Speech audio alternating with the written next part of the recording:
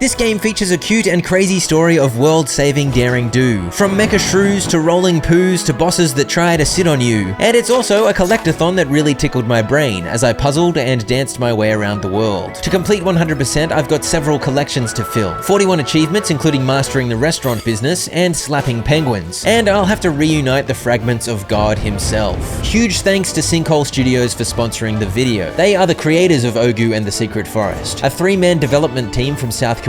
And this is basically my dream collaboration, an indie team who've poured their hearts into creating what I found to be an incredibly charming game. It's currently on sale for 20% off. You can purchase it by scanning the QR code or clicking the link below. They didn't ask me to review the game, they simply wanted me to let you know about it and to have fun with my playthrough. So here it is. Welcome to 100% of Ogu and the Secret Forest. We go normal, although I do like the baby.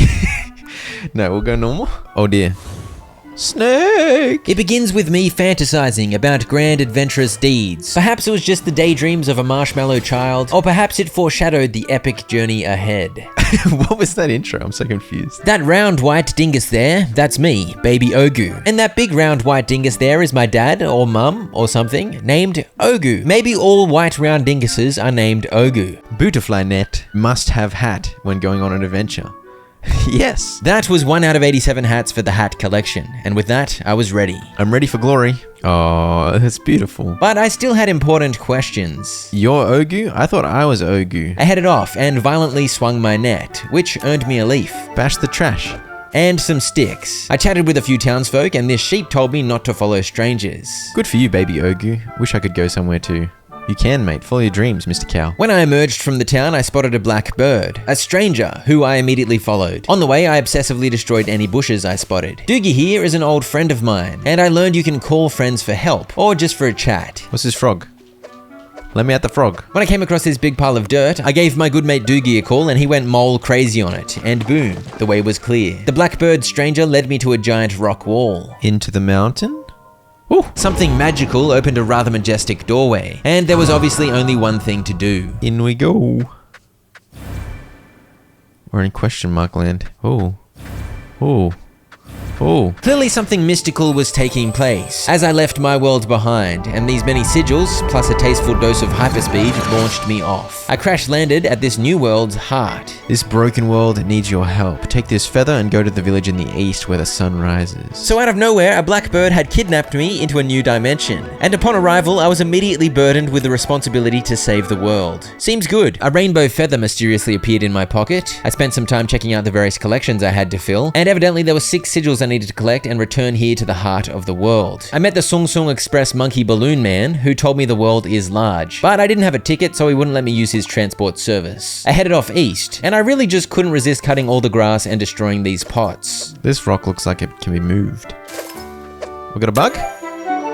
Cabbage butterfly. Yes, the collection is on. I came upon a rather beautiful view, and this little guy Maltese invited me to enjoy the glory of drawing, as he gifted me some drawing tools. Let's do some drawing, baby. There are several drawing sites around the world, and drawing at them adds to the drawing collection and sometimes provides hints. That's so cute. I continued east and crossed the border from this central forest area into the jungle, featuring a cutscene involving scary looking monkeys. Dragonfly? Leaf dragonfly. Oh, I missed that one. That was a tree bug. I found a forest chafer hiding in the grass, a wild seed, and a golden leaf. All these shrinking back plants. Oh, a chesticle. 500 gold, holy dooly. I decided to check if leaving and re-entering the area reset it, and sure enough it did. And so I caught a stag beetle off the tree trunk. Once God's faith is shattered, pure one shall restore harmony. We the monkeys will guide the chosen one. I continued on east through the jungle. Halt! Strong beetle. Oh, that does look like a strong beetle. The strong beetle wanted me to prove my resilience by completing this puzzle, in which you whacked monkey statues in the face to make the pillars move up and down. It was pretty simple. There we go. A little puzzle. Since you've proven your wit, I shall teach you my skills. Oh, big muscles. Hell yeah. The strong beetle took his leave, and suddenly I was able to use the HM strength. It helped me get down to this area where I found a fruit of healthiness and a chest with 700 gold in it, and it allowed me to proceed. Get in the water, Stone. No.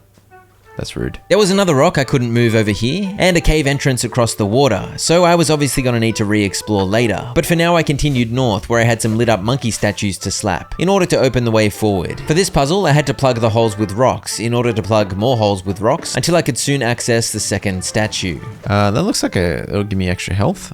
So let's go do that puzzle. Alright, so we're rocking some puzzle shenanigans. Up here was another monkey slap pillar puzzle, and I'd like to claim I divined the solution and finished this with class, but the reality is I had a caveman strategy. Just keep whacking monkeys until you get through. According to the progress page, that was 1 out of 7 heart fruits for this region, and I now had 4 max health instead of 3. The monkey ran off to the right, but I opted to explore left first. Waterfall of meditation. Draw. Yes. Let us draw. Oh, I'm so good at drawing, man. Beautiful. It said the backdrop of a waterfall seems very suspicious. Oh, that's why. Waterfall of trial. I need to get the ability to swim.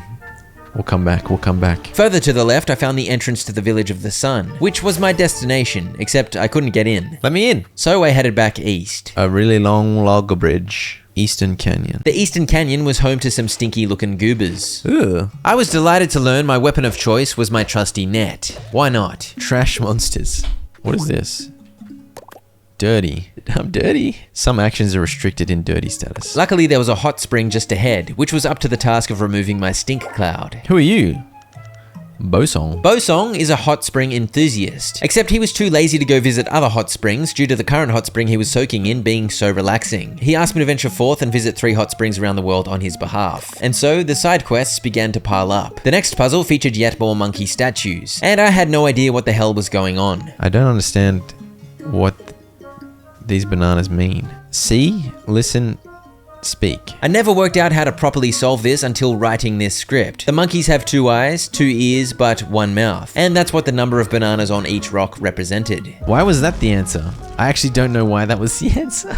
This white bird wanted me to get something for it from the cave, so in I went. Clearly 2 monkey statues needed to be slapped. I headed right first where a few trash monsters guarded 1 statue, and then left where a new variety of puzzle awaited me. Oh, buttons.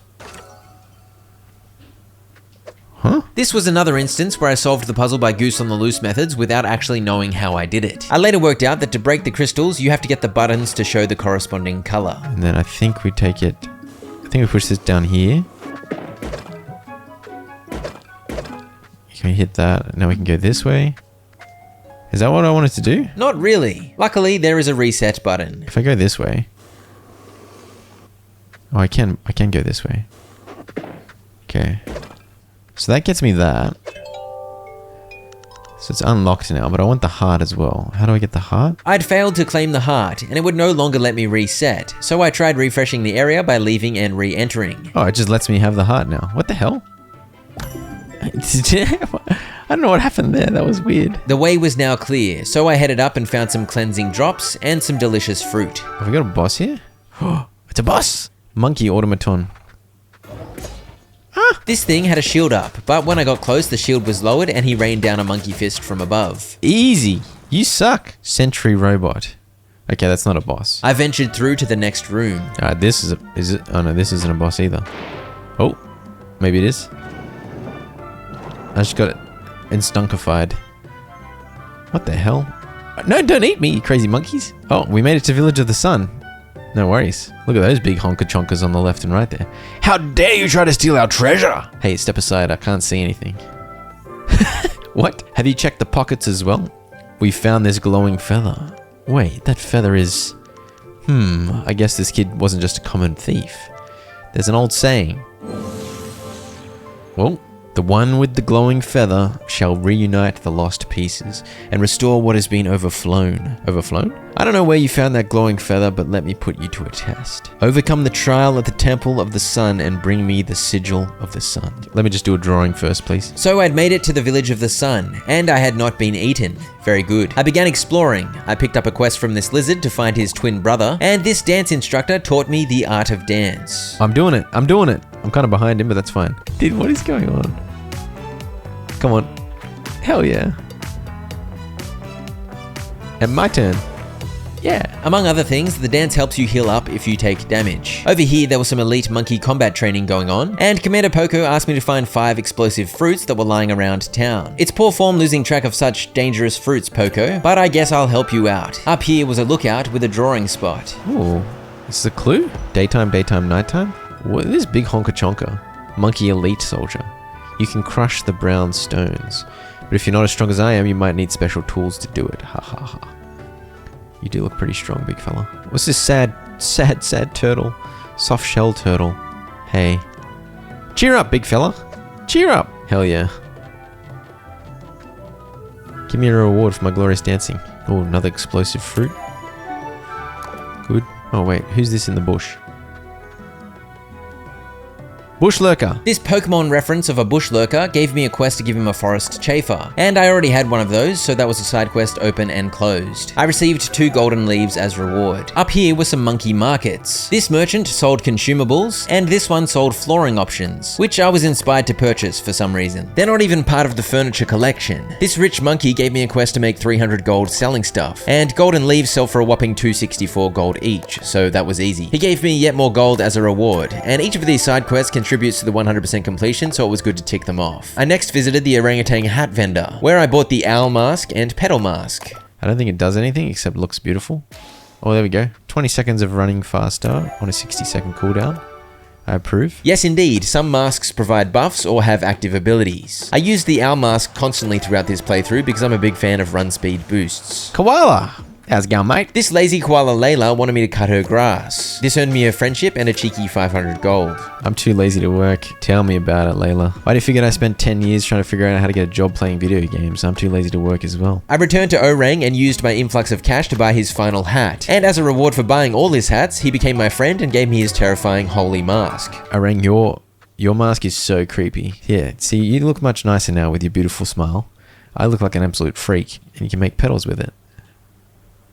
Beautiful. If you defeat trash monsters, you'll sometimes come across a thing called filthy core. Please collect 5 of them as proof. Up here was a fishing spot, and this fisherman gave me some fish paste to use as bait. I chucked some in the water, and the shadow of a fish appeared, and soon enough it jumped clear of the water, which was my time to strike with my trusty net. Rice fish. This game's got... Oh, I missed it. How did I miss that? This game's got like such a good collectathon vibe. I need to wait for it to shine. I'm getting too eager. Got that one, I think. Wait, what? Oh, I needed to press X? We're getting bamboozled by the fishing minigames here. I thought that was fine. Get in there.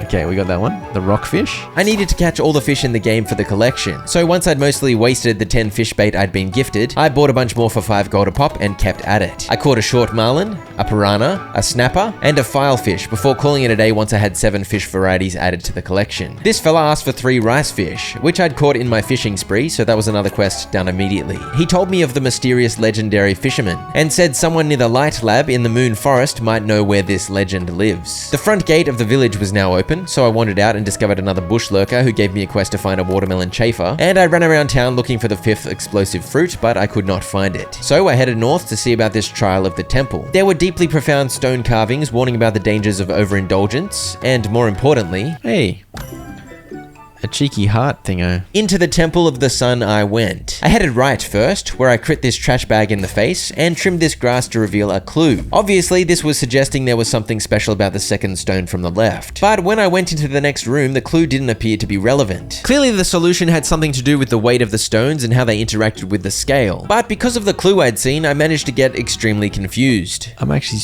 too dumb for this. On the plus side, heading back to stare at the clue meant the trash kept respawning and they dropped some delicious food waste. So I don't get what this means, man. I tested the stones and figured out which one weighed the most, so the solution should have been obvious. But it was like the irrelevant clue had broken my brain, and my brain was already pretty dodgy to begin with. I eventually gave up and headed to the left instead, where I found the puzzle the clue was actually referring to. I also found a large trash monster, which I slapped. The second stone was indeed vulnerable, as the clue suggested. Okay, at least now I know I'm not insane. Upstairs, there was a rock I couldn't get past, so I returned to my favorite set of scales. And now that I knew knew that clue was completely irrelevant, I should have been able to look at this more objectively, but apparently, I am a goose. I positioned the stones in what I thought was the correct weight order, but nothing happened. Back over here, a trash monster dropped my first filthy core, and I headed back to town to try and find the last explosive fruit. Oh, here it is. I didn't look over next to the depressed turtle. I returned to the blast fruit to Poco, who told me to give him a call if I needed to blow up big rocks. He also gave me a glorious mask. I tried to call Poco to get him to blow up this rock in the temple, but all he did was tell me about his favorite piranha dish, so that remained a dead end. And all that was left to do was flex my abject stupidity in the scale puzzle room. This one's definitely the lightest, right? Wait, is this what I was supposed to do the whole time? Get them in the right order? Oh, I swear I had them in the right order before. Oh, I don't know, dude. I think I got bamboozled because of the rock idiot. Okay, whatever. Finally, I was able to slap the glowy monkey statue and head upstairs. This room had a couple of monkey automatons, and since I hadn't had much combat experience yet, I had a little trouble. But I slowly whittled down their health, and this was an opportunity to show off my dancing. When you don't have the excited buff, dancing can only heal you to half health max, though. I was also relieved I hadn't been stumped by another puzzle, because I can only handle so much embarrassment. I can cope with the combat room. You don't have to have a big brain for the combat room. I drew the helpful image on the wall and used my extreme color mixing skills to get the correct blobs in front of each monkey statue. Alright, that's a puzzle I can cope with. A glorious victory for Floydson's sense of self-worth as it relates to being able to complete children's puzzles. At the other end of a trash-filled corridor, the way to destroy those rocks was revealed, with a catapult. I pushed it around and launched the stones to clear the way through, and with that, the third and final glowy statue got a whack. Back downstairs, the way was now clear, and after cleaning up yet more trash, I had another impossible puzzle on my hands. I was pretty sure I had to switch their hands' positions so that they were in the same order I'd seen earlier, but I could not remember what that order was, so I just used a process of elimination approach. That was the order, apparently. Ooh, happy monkey. As I continued, a teleporter thingo appeared, allowing me to quick travel back to the village, so I figured I might as well use the opportunity to heal up to full, since the village gives excited status, meaning the dance heals fully. And then it was boss time. Oh, it's a catapult boss fight? Okay. Oh yeah, that's a big boy. That's a big scary boy. The big monkey threw many fists at me, and I launched many stones at him in turn. And he thought he was slick moving away from the center, but little did he know I was capable of moving my catapult sideways with my huge Ogu muscles. Ah! Oh, he's going nuts. Boom! Out of nowhere, several celebratory dance monkeys appeared, and I emerged to the top of the temple where I claimed my resplendent prize. Sigil of the Sun. What? You've succeeded. I guess you really are the chosen one. According to the prophecy, only the pure one shall collect all these shattered fragments of God and save the world. I had 5 more sigils to collect, but for now I was gifted a ticket, which meant the Sung Sung Express was now at my disposal. And so I was able to fast travel back to the heart of the world, where I placed the Sigil of the Sun upon its podium. Inserted the Sigil of the Sun into the heart of the world. Hell yeah. And a big fish appeared. Oh, the way open to multiple places? Oh my gosh, so many places. I was flooded with quests to collect all of the sigils, and Kiki appeared to give me the hero's house key. Still a whole bunch of the jungle that I haven't explored yet. Go to Village of the Sun. Go to my house. I can go straight to my house. Very convenient. There wasn't much happening in the upstairs area, but once I headed down the ladder, there was plenty for me to do. I was gifted the Ancient Monkey's helmet. When wearing it, you can rain down monkey fists, and that random flooring I bought earlier came in handy as I changed the floor in here to a lovely meadow. I also made some more flower pots out of food waste and sticks, and I randomly put a hot spring down too. Why not? I'd found some wild seeds from cutting grass, so I planted those, and moved all the plots to the left. You can use this thing to enhance certain hats, so I enhanced my flower crown into a flower crown plus, which counted as a new hat towards the collection. It made the flower spawning more aggressive too. Further down there was a room with a fancy circle in the center. The hell? This took me to a random storage room which connected to the museum. Gogo was the museum's useless caretaker, who had somehow secured 0 exhibits in his long career. It of course fell to me to collect all manner of things to put on display here. I was able to get cracking immediately as I donated all the fish and bug varieties I'd collected so far. There were some broken artifacts in the side rooms, but I didn't know what to do with those, so I soon returned via the floor portal and headed back out to adventure. I wasn't sure which area to go to next, but the game had auto-tracked the Moon Forest quest, and that sounded good to me. And so I headed out from the heart of the world to the northwest, where I saw the white bird idiot crying, and a big chonker. Weird elephant. Oh, it's a chef. Olive. Olive is a big fan of Eastern cuisine, and she gave me a frying pan. So I fried a piranha over her campfire, which made grilled fish, and I fried some fruit too, which made jam. I then tried whacking both a fruit and a fish in there, and this was beyond my skill, to be honest. I don't have the coordination for this. We got it. Sweet barbecue fish. Olive wanted me to cook the traditional food of the village of the sun, so I called up Commander Poco, who helpfully shared that the traditional food of their village is composed of golden leaf and piranha. But I'd used up my piranhas cooking those other dishes, so I tried catching one in this fishing spot here. I did catch my first flatfish, but no piranha, so I eventually gave up and flew back to the village of the sun to try and catch one there. I seemed to be catching everything but, and at one point a red exclamation mark popped up. Oh, is this some special fish?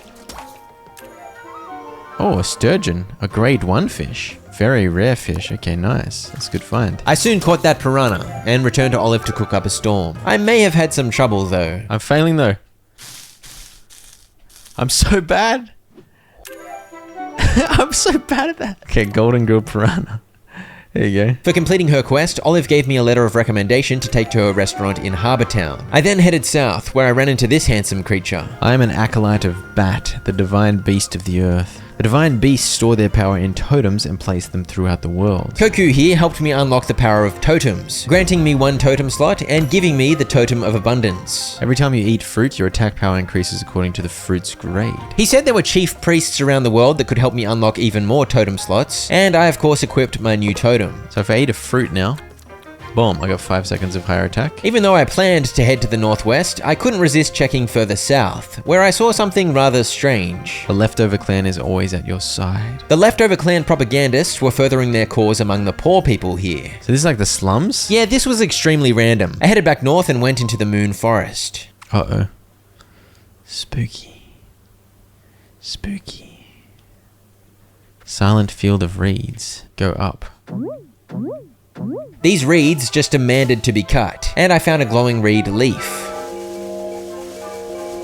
That's cool. My compulsive grass destruction soon yielded me 2 new bugs, a glowing chafer and patterned chafer. Once I'd valiantly laid low every bush in sight, I proceeded deeper into the Moon Forest where there was a puzzle with tiles that I could move around to connect the light to the end points. When I connected the light to the northern tile, it caused the fog to clear to the north and allowed me to go in that direction, where I slapped a glowy bug statue. This gave me another tile to work with back down at the puzzle. I funneled the light to the southern spot next, and headed down that way to slap another glowy statue. And that meant I had the tiles necessary to connect the leftmost tile. But did I have the brain power necessary? After a little bit of shuffling around, the answer to that question was revealed in my favor. There we go.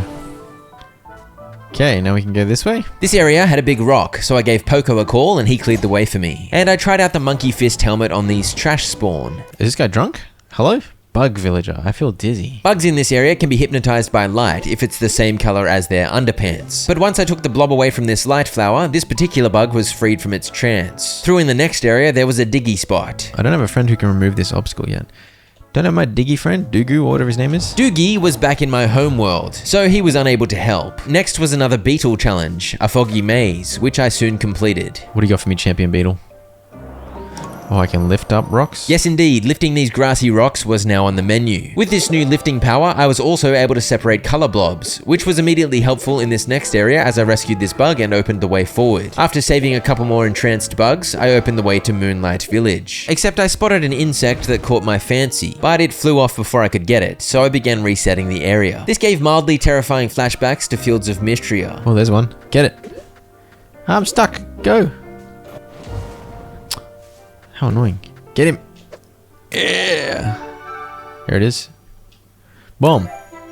Tiger swallowtail. I wandered around Moonlight Village, saying hello to all the bugs, and I picked up a couple of quests. One relating to the gourmet ladybug, and one asking me to collect roof tiles that went flying all over the place due to the incident. Ever since the Silk Moth hero, our guardian, took the sigil of the moon and disappeared to the north, the whole Moon Forest became devastated. So the Silk Moth hero had been tempted into evil, resulting in this devastating incident. This guy gave me an antidote, so it seemed poison was on the horizon, and there was a fishing spot, so I fished. The only new type I caught was a weatherfish. I played slow motion squash with this fella, and continued onward to save the Moon Forest from the corrupted Silk Moth. I wasn't sure what all this business was. I found a herb of wind, and a root of strongness. You mean root of strength? And I headed west towards the light laboratory. What is going on over here? What is going on here? Crick here asked me to find his pickaxe that he lost in the mines, and all the miners were looking a little homeless. I guess because they couldn't work in the jelly mines due to the incident. Jelly mines. The jelly mines has been overtaken. The lab chief here had helped everyone evacuate, but his son was still hypnotized down in the mines, so he asked for my help. At the northern point of the mines area was a furnace, in which I dumped some jelly ore. Wait, what? Whoops, I think I may have taken that out too early. Put it in. Boom. Perfect. Jelly ore. I got a little carried away refining every bit of ore I found, which yielded a bunch of iron ore as well as the jelly ore. I had no idea what this was for, but I just couldn't resist. My passion for smithing was so great I even took a drawing of the instructions here. I found a roly-poly dingus, and when rolling he was immune to my slaps, so I guessed a blue light would hypnotize him. Get stunned, you big dingus. As you can tell, these color blobs were a big part of the combat and puzzles of the Moon Forest. Ooh. Root of ambitiousness. You mean ambition? I headed into the Cave of Mirror. There's a dingus up there that mirrors me. Yes, indeed, and with the right movements, I was able to change the colors on the buttons to get rid of the crystals and solve the puzzle step by step. I still had no idea what I was actually doing with these puzzles, but I somehow accidentally solved the first 2 sections. I'm not exactly sure what the hell I'm doing. It's genuinely impressive goose energy. Oh, I gotta match the colors. I only just realized what the hell I was trying to do. With my newfound understanding of what the hell I was trying to do, I completed the puzzle, allowing me to continue to the next room where I took on some beardy weirdos that shot slow motion spitballs at me. I was able to deflect the spitballs with my net. What do we get? Silk moth crystal ball. Launches 1 projectile.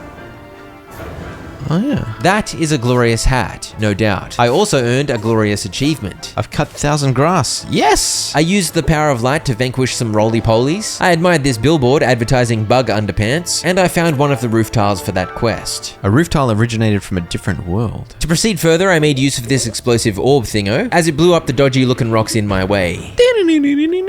Down in the next area, I took on some perpendicular pokers. These guys shoot out at right angles. Pretty easy to avoid. Colors, making colors, making colors. Okay, so this is interesting. A little bit of a puzzle here. Nothing too crazy. Some of these straight shooters were stinky, but this stone proved effective at blocking their projectiles and provided great cover as I pushed my way forward. I then did this, because I am quite wise. Oh, that did so much damage to me. Quick, dance. That's alright, it's fine, we danced. With the area cleared of nonsense, I matched up the colors and through I went. There was a ripped up sign here, so I had to backtrack to find this puzzle's solution. We're rocking blue, yellow, pink. Blue, yellow, pink. Blue, yellow, pink. Blue, yellow, pink. Boom. Give me another heart. Hell yeah. I then had a wild goose chase scenario, in which I was the goose. This is out of... What? There's so many colors around. Leave me alone, you silly bowling ball. Stupid bowling ball, man. Ah, dude. I managed to lure them over here, where I blocked them behind a big rock. Okay, I think they might leave me alone now. That was not an ideal solution, and now we need to dance. And now we can do this. Beautiful. I found another dirt pile I couldn't yet remove. I think I'll have to come back and re-explore areas later in the game once I've unlocked various things. For now, I ventured into the mine's power plant, where the lab chief's son was dancing beautifully. The power plant is unstable. Please evacuate as the power plant may collapse. Yeah, nah, we're good. Oh, I'm just got trapped in. I had 4 minutes to rescue the chief's son before the power plant exploded, but that was plenty of time. Do we get a chain reaction here? Come on, give me a chain reaction. Hell yeah.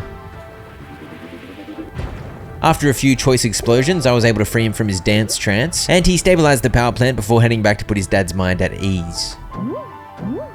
I drew this colourful jelly vein before finding this fisherman, who had whispers of a legendary fisherman, but wouldn't share them with me until I caught 3 jelly trout, so it was time for another fishing session. It's pretty.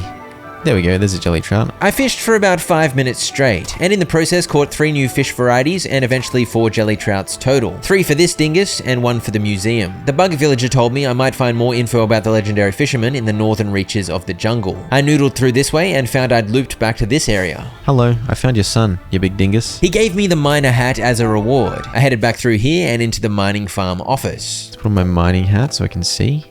I guess I gotta place those on the right spots. Go downstairs first.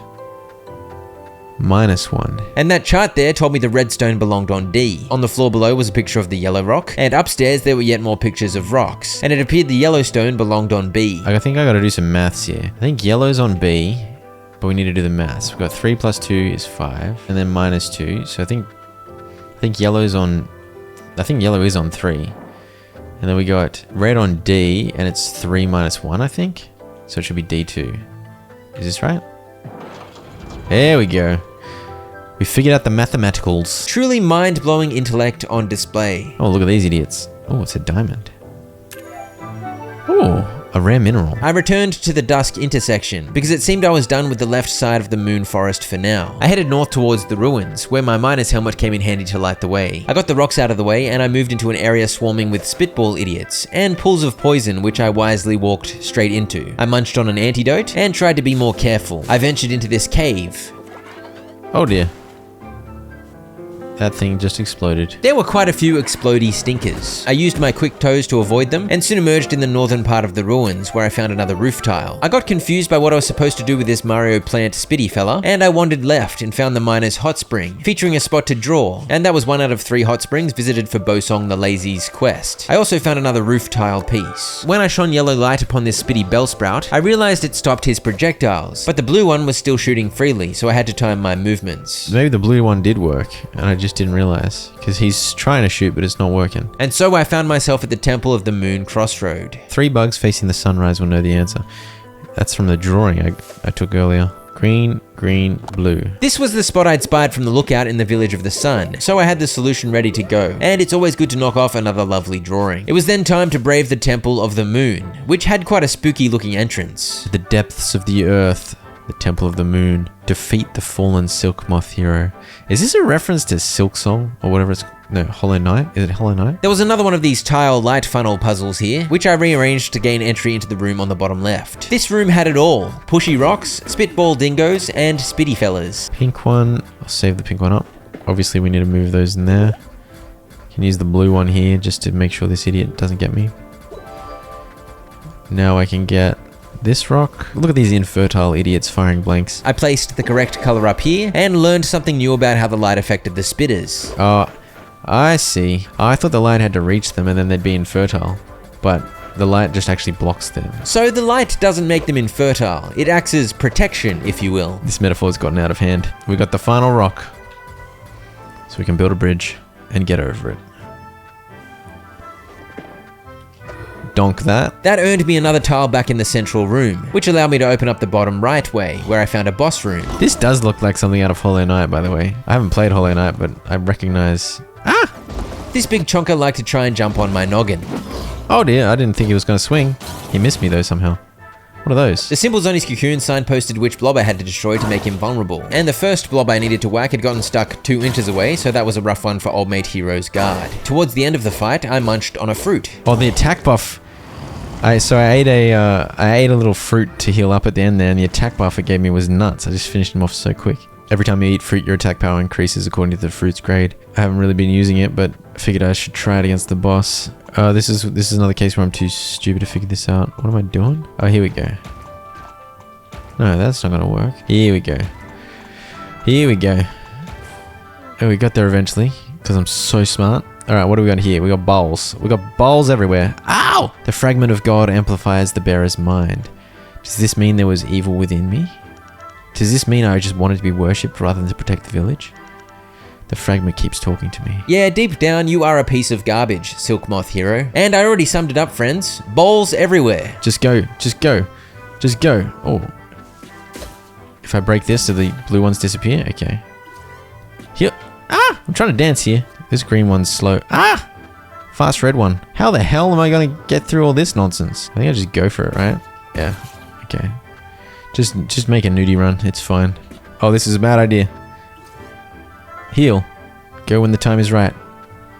Boom. I was on 1 health there. Nearly died. Another glowy bug statue got a slap, and... we can do this. The top right room was also magically opened up. It offered a juicy health heart, and then up the middle I went. Bring it on. Okay, so this is a boss fight, I guess. Oh, it's quite a majestic bridge. Consider this your final warning. Leave at once, for I have no desire to bring harm upon anyone. Yeah, it is. It's literally a Hollow Knight. I swear it is. Green? Ow! Oh, I can hit those back. After another round of glowy balls and spitballs, he then did some of these ones. Oh. Oh. What the hell? Green? Ah! destroyed the green one. Okay, here he is. Whack him. Eat a fruit. And whack him. Big damage, big damage. Okay, red. Easy. Oh, he stopped there. Why'd he stop there?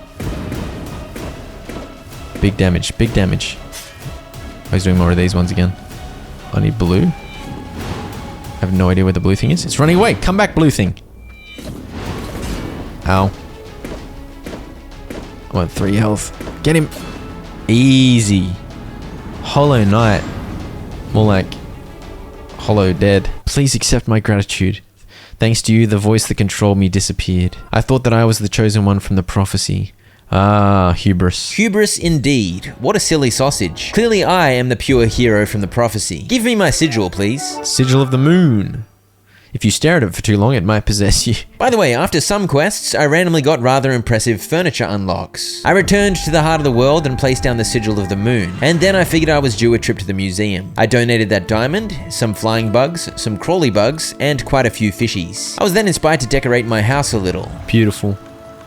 What more could you want? And then off I went in the direction of the desert. I should mention there was still quite a bit more I could have done in the jungle and the moon forest, but since it seemed I was going to have to revisit each region once I unlocked more skills anyway, I decided I wanted to mostly focus on progressing the main story for now. This cat marked the location of a sword trainer on my map, and this handsome lizard is Gordon, Olive's chef rival. He is a big fan of Western cuisine. He asked me to make him the traditional cuisine of Moonlight Village. I didn't bother with any of that for now, but instead said hello to some people who were doing it tough. They would not shut up about the mysterious leftover clan. The smelly old food clan was helping the poor, but I wasn't convinced their intentions were good. I found myself in the adventurers camp, where I picked up multiple quests. One to get 50 critical hits, one to collect info on 50 different enemies, and one to acquire all status effects at the same time. I bought a straw hat that can spontaneously create grass, but it only made a pathetic 5 clumps, so I was outraged.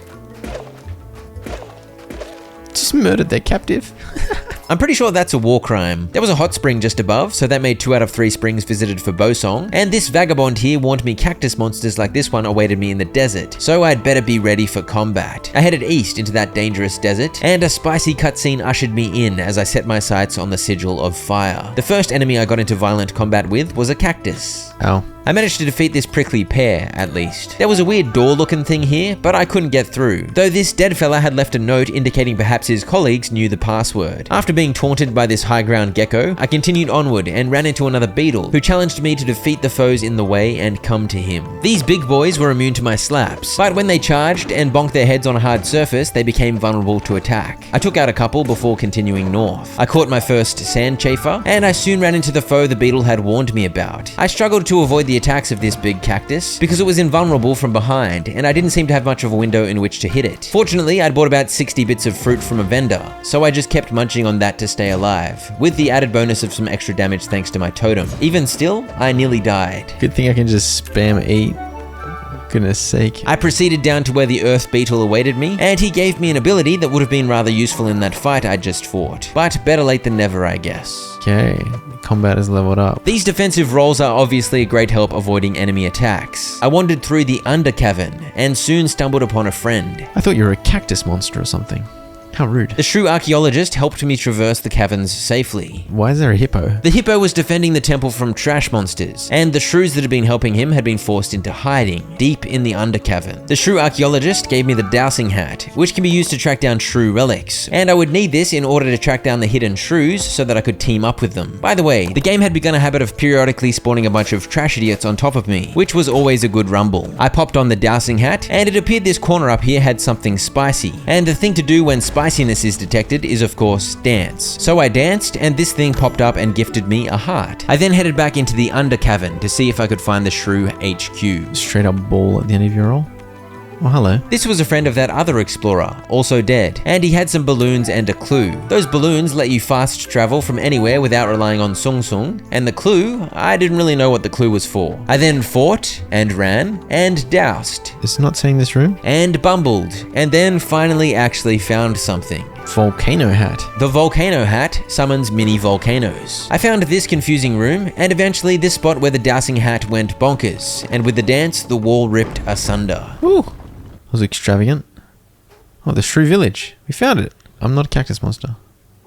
I'm just a lump of fur, yeah. The shrew guards took me to see their one-eyed leader. We've been waiting all these years to take our revenge on those cacti dummies. Apparently they wouldn't be able to emerge from hiding until the giant cactus monster was defeated. That's why we built this Mecha Shrew DDAP G5000. To complete the Mecha Shrew, they needed samples of their enemies, so the cacti on these chalkboards were my targets. One of them I'd already killed. I took a drawing of their undercavern map and the giant mech too. Lord Hippo. This pango asked me to get him some salt because he was tired of the shrew's bland food, and then it was time to head back out. According to the map I'd drawn, a cactus was lurking in this area of the caverns. Sure enough, I was soon taking on the Spiketus. The Spiketus unleashed many spikes, would you believe? And if you watch my gameplay carefully, you'll notice it's obvious I'd totally forgotten that I'd unlocked the dodge roll, because I did not use it. I just kept allowing spikes to stab me from below, which is not pleasant. I tried a spitball strat, but honestly this was a disgrace. I eventually remembered rolling was a thing, which elevated my gameplay considerably. However, as the spikes multiplied, it was rather difficult to avoid damage, even with the roll, and even harder to find a window in which to deal damage. And so munching on fruit constantly was once again the only reason I won this.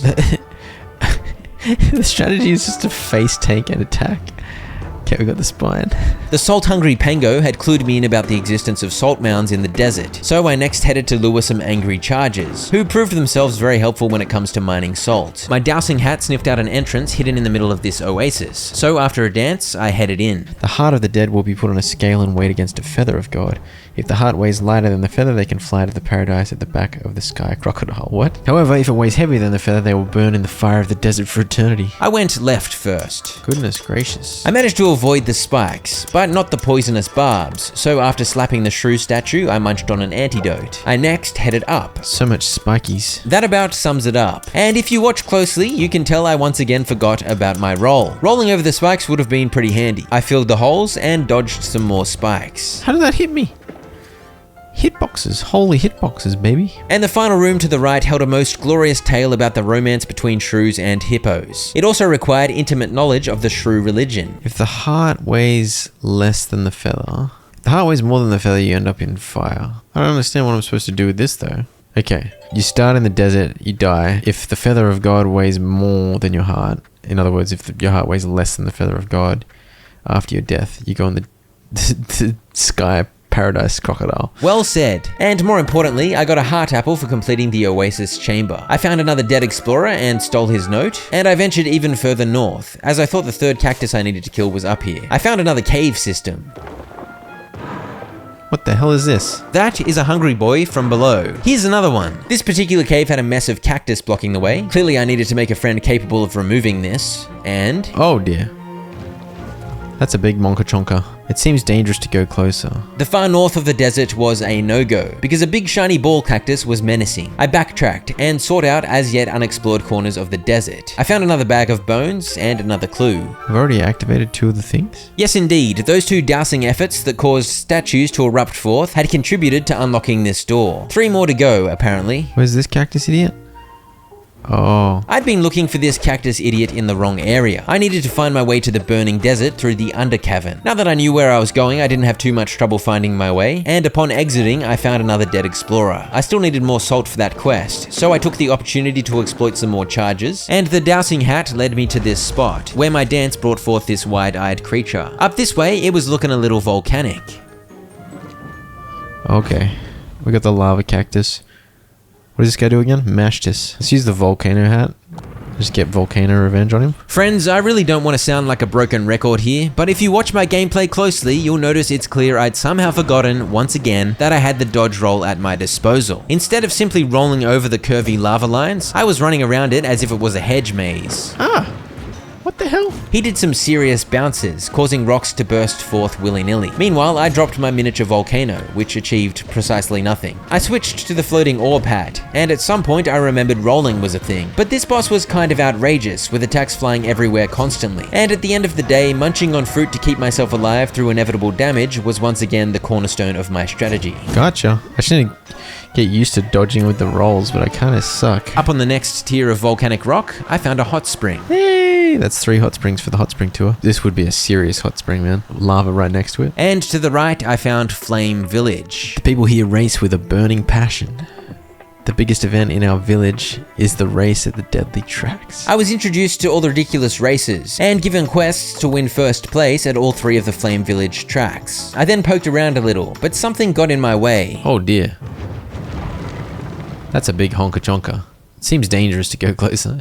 It kind of does. It turns out there are multiple enormous foes in the desert. I signed up for the beginner race, and after a count of 3, off we went. I was immediately pushed into a cactus. Oh dude, these guys are savages. My hat was stolen from me for the race, so I didn't have any speed boosts at my disposal. And if you look closely, you'll notice there's a particular useful ability that I forgot to use. Yeah, rolling would have been pretty useful here. Gotta catch this hedgehog. I was having a bit of a rough time, but I had a pretty smooth second half of the race, meaning I didn't lag too far behind, meaning I was able to capitalize on a huge mistake from my competitor. Dude, he's so fast. Like a beast. Oh, he ran into a thing right at the end. You idiot. He ran into a cactus at the end.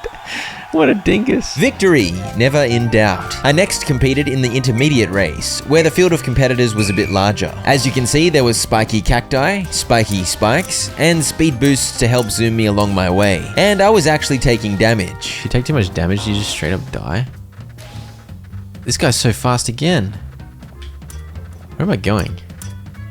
I actually have no idea.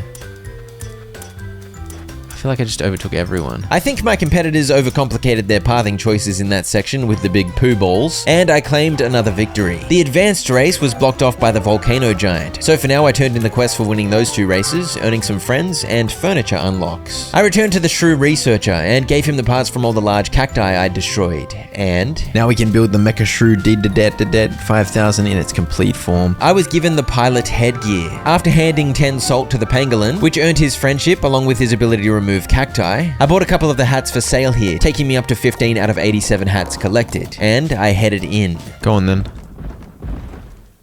Let's get in. What the heck? Welcome, you're in the cockpit of the Mecha Shrew. There were actually 4 targets total, and the one I had to start with was the giant cactus which was blocking the way to the center of the desert, apparently. Absolute beast. Hell yeah. Up popped the Mecha Shrew, and the fight was on. Fight! I had a rocket punch, a shield, an energy charge, and a laser at my disposal. And as you can see, I had the health disadvantage, so I soon learned it was essential that I time the shield correctly in order to mitigate the giant cactus's wild swings. Charge.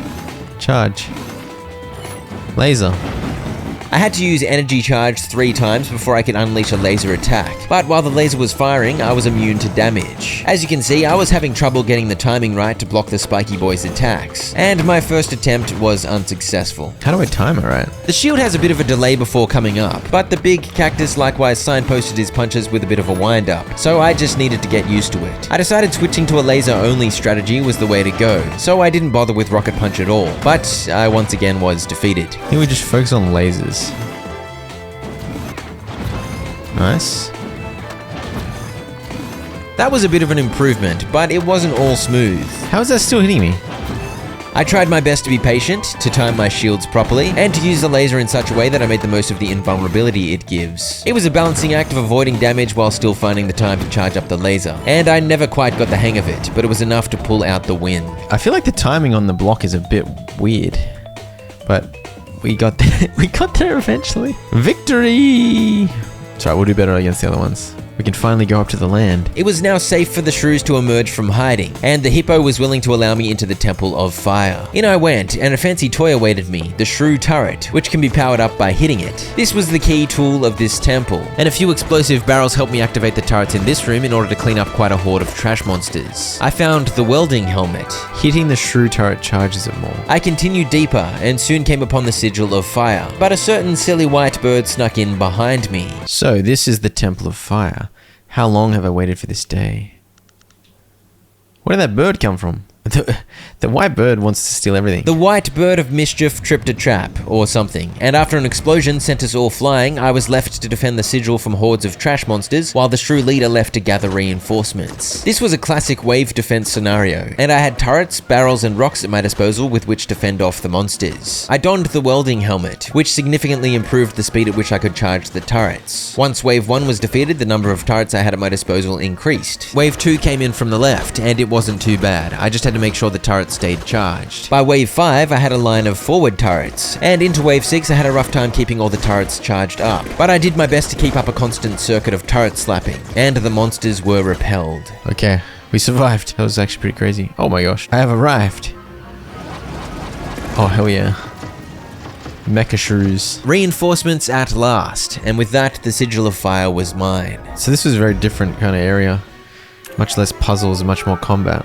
Interesting. With that, I made a friend of the shrew leader, and I picked up quests to defeat 3 remaining giants terrorizing the desert. And so, back into the giant mecha shrew I went. The shield cactus is so funny looking, dude. The twist for the shiny ball cactus was that if I hit him with rocket punch while he was guarding himself, I would take damage. Lucky for me, I didn't want a rocket punch anyway. I was all about those lasers. Unlucky for me, I once again was having a big stinker when it came to blocking attacks. Oh dude, this is a rough day. I pressed A. I suck against these things. We will get them. Look at the shield cactus's defensive maneuver. It looks like a donut. What an absolute goober. I love it. As you can see, I was much more on the ball this time round. Once again, patience was key as I took my time finding opportunities to charge the laser. And thankfully, my block game was much improved. Oh, I stuffed up. I pressed the wrong button.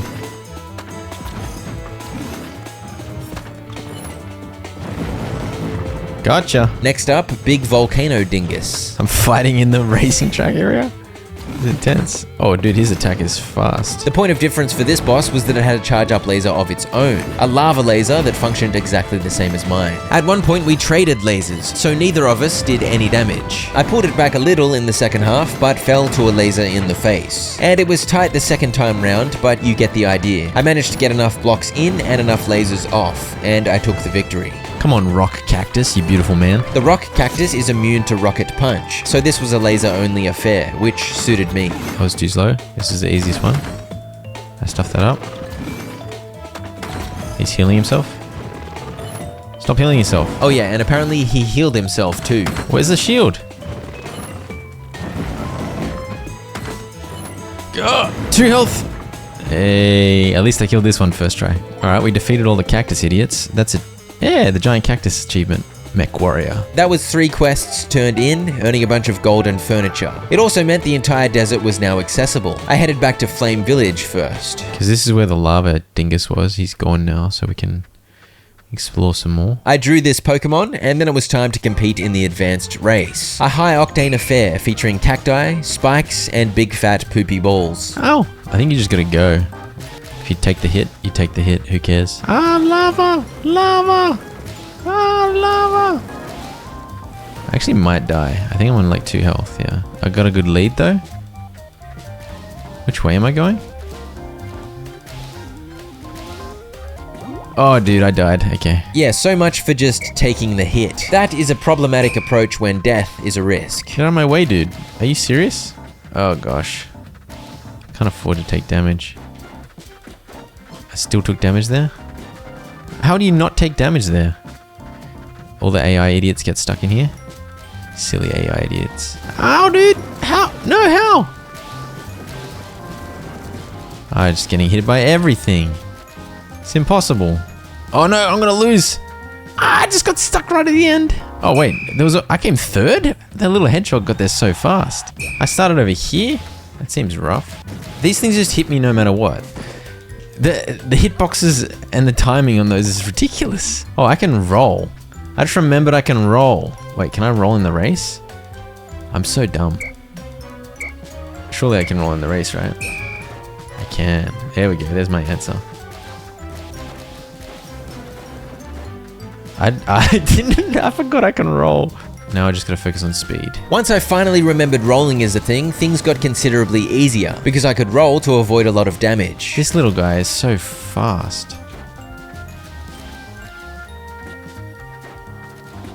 Go. Go, dude. Yes! All I need to do is remember that I can roll. I'm so bad, man. I got there eventually, a glorious achievement. I won a party hat for my efforts. I've done so much of the desert. I decided to see if I could get even more done. I found another dead explorer, and in the south, a dousing spot where I danced, causing this Anubis-looking thing to burst forth. Inside was a dusty dog. Hello, what are you doing, fella? Chief priest of the desert. Oh, it's a totem totem priest. The trash monsters invaded the Sky Crocodile's temple. The chief priest asked for my help cleaning up the temple, somewhere in the eastern undercavern, and these were the instructions to gain entry. Dance in turn, one with a long snout and mustache, one with wings, one with a long tail. Okay. I found more dirt I couldn't remove, and I was still confused. I swear I've got the Diggy Mole. Is it bugged? I thought I had the Diggy Mole as a friend. I returned to the Shrew village and bought the cowboy hat with the money I'd earned questing. While wearing it, if you roll, you load up a bullet. Yeehaw! I found my way back to this room and danced on the one with the long snout and moustache. Yeah, you're the one with wings. Who's got a long tail? You, Mr. Snake? Here we go. Beautiful. Lovely. In the Eastern Skycroc Temple, I pretty much immediately decided the cowboy hat gun was pretty bad. So I stuck to mainly net slaps to clear out the riffraff. Lovely. I cleared the trash. I'll amplify the power of divine beasts within you. Yeah! Okay, so now I can fit 2 totems. I only have 1 totem though. I don't understand why I don't have the diggy hole crap. Over in these ruins, I spotted a beetle variety I was yet to catch. Oh, I scan him off. I roamed the vast desert with the dowsing hat atop my head, and these southern areas soon offered up another place for me to dance, resulting in the rather impressive reconstruction of this antlered bird moose. A beautiful goat. Things like drawings and quests were of course part of the collectathon, so it felt good to be constantly chipping away towards completion. I found a most curious arrangement over here. It appeared with the correct dance I'd be able to teleport down to claim the loot, but my guess was that I needed a particular hat, so I couldn't get this just yet. I found the final one of these dead explorer clues. I don't know where I use those though. I put on the desert goggles and realized it gave me an infinite run speed boost while in the desert. And when I returned to this spot, my beetle friend was back, so I caught my first ancient beetle. Oh, here we go. Found all artifacts and opened the room of 5 artifacts. Chamber of 5 relics. Ah, the thorn hat. Since I doused and danced on all 5 buried artifacts, that chamber had been opened, and the spiky hat did indeed dish out some decent roll damage. I next explored the far north. Found the ocean with glorious big old tree thingos. That's the 7th drawing in the desert. Lovely. I explored the cave network up here too, where I found a few goodies, but nothing too exciting. And even though I hadn't hit 100% in the area, I wasn't sure where to find what I was missing, so I left the desert behind for now. Yoo-hoo-hoo. With that, half of the sigils were restored to the heart of the world. And with so much of the world still unexplored, I decided to just run off willy-nilly, and I soon discovered the landfill. I don't understand why they built the landfill right in the middle of the forest. Yes indeed, it's not really a good vibe here, is it? The sign here implied the door to the office could be breached with a headbutt, but I did not know how to headbutt yet. I next found myself in the central cave. This particular section of it was a shortcut between areas. I was thwarted by another dirt spot here, and up here it was evident someone had been going nuts hacking and slicing at all the trees. I believe it may have been this swordsman, and he was impressed by my weapon. You have the rights to learn my swordcraft. However, you don't have the rights. You just said I do have the rights. To earn the rights that I did and did not already have, I had to play a game of Whack-A-Rabbit. It started rather slowly, I'm gonna need more to show up than this. but by the end of it, rabbits were popping up willy-nilly. How many did I get? Oh, I got 45. No worries. By the way, the stinky cloud around me was because I stepped in some poop at the landfill. I feel a bit embarrassed talking to you while I stink, but you gotta do what you gotta do. I earned the Swordcraft manual, and I was now able to double swing with my net. I next visited my guy Bosong, partly because I needed a bath, and partly because I had a quest to turn in. I've been to the other hot springs, my friend. Let's be friends. Hot spring hat. I caught my first watermelon chafer, I donated a few insects to the museum, and I visited my house to check on my garden. What the heck is this? Black fruit. It turns your body black. I'd planted wild seeds, which grow randomly into anything, but I wasn't expecting black fruit. I made myself black. The blackness didn't last very long though. What the heck? Fart fruit? Go on then, give me some of that fart fruit. I found another entrance to the central cave system, so I explored in there for a bit, including going for a majestic zoom in this rail cart. I then ended up on another cart. What the hell is going on here? Who knows? Waterfall zoomies, I guess. The big thing I found down here was this puzzle, with statues of these handsome beasts. But I couldn't figure out what I was supposed to do, so I took my leave, and soon found myself in the Western Crossroad, where I drew, and on the Western Road, where I found this fella. Is that a golden one? It is. I headed into yet another part of the central cave, where I slapped some rubbish bags and got into an epic battle with a tree stump. Ah! Dude, he's owning me. I developed an unstoppable volcano strategy when taking these guys on. I was very pleased with myself. Get volcanoed, you big idiot. You big tree stump? I found a spot where Pango helped me remove some cacti tangle nonsense. There was another one of these teleporter spots I couldn't use. And the cave system pooped me out on the southern road of the central forest. This frog asked me to take some fruit to his little brother in Harbour Town, but I was still in random exploration mode, and I ended up on the road of proof, where I found my beetle friends were chilling. Apparently, I would be able to pass through here once I'd received all of their teachings. It looked like I had 2 more beetle powers to unlock. I said I was just going to follow the main quest because that's going to unlock everything I need to properly explore. And then I proceeded to get massively distracted and start exploring like an idiot. That exploring had uncovered a fair bit of the central forest map, but it was time to head to the snowfields. Many monkeys are leaving Village of the Sun deceived by an unknown group. We've discovered that all those monkeys are headed to Snowflake Village. It's definitely those cult weirdos. It's got to be the cult weirdos. What the hell's that? Yeah, it's the cult weirdos for sure. I was confident the leftover clan were to blame, but for now I had a classic slidey ice puzzle to contend with. Welcome to the Snowfields region. This puzzle wasn't very hard. Hey, found ya. Classic Pokemon slidey puzzle. Give me a karate chop. Power of the Crusher Beetle. You can charge and shoot unrelenting force with a headbutt. I was now capable of destroying these crunchy rocks using the power of my noggin. Who's this fancy flame? Hello. There are many stumps in the north that can be used for firewood. I headbutted the crap out of this ice to thaw the pond. Alright, let's have a fishing session. Haven't fished for a while. Snow anchovy. My fishing session was sadly cut short because I had no more bait, so I headed north to collect the firewood for Grandpa Bear. I spotted some bears on the mountain pushing around those weird white balls, and they complained that the monkeys atop the mountain weren't helping. Alright, slowly.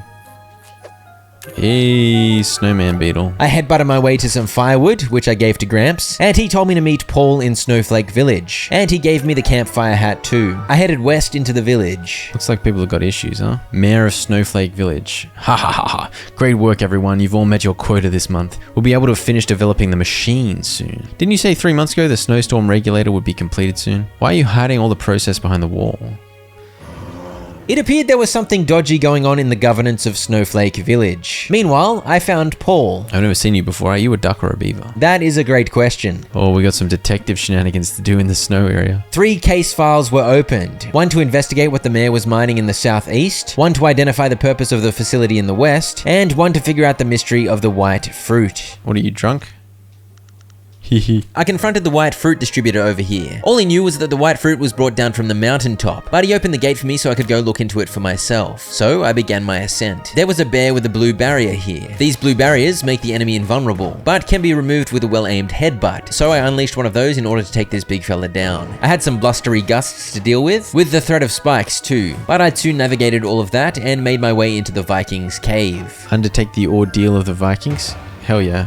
Oh! This trial brought my health down to 1, but I was only fighting a few little trash burgers, so it wasn't too much trouble. Although I swear I nearly died at the end there. Completing this trial caused a device to activate somewhere. I continued further up the mountain and soon found myself at the Western Sky Crocodile Temple. Oh, I'm in the sky, dude. What the heck? This mountain has a very peculiar peak. The center door was blocked for now, so I opted to head in the left. Okay, down we go.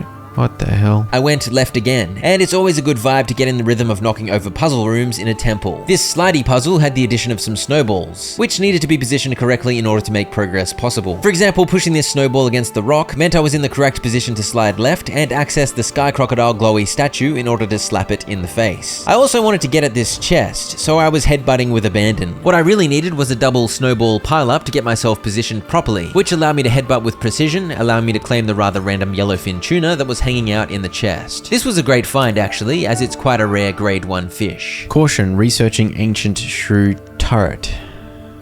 I'm gonna get attacked by...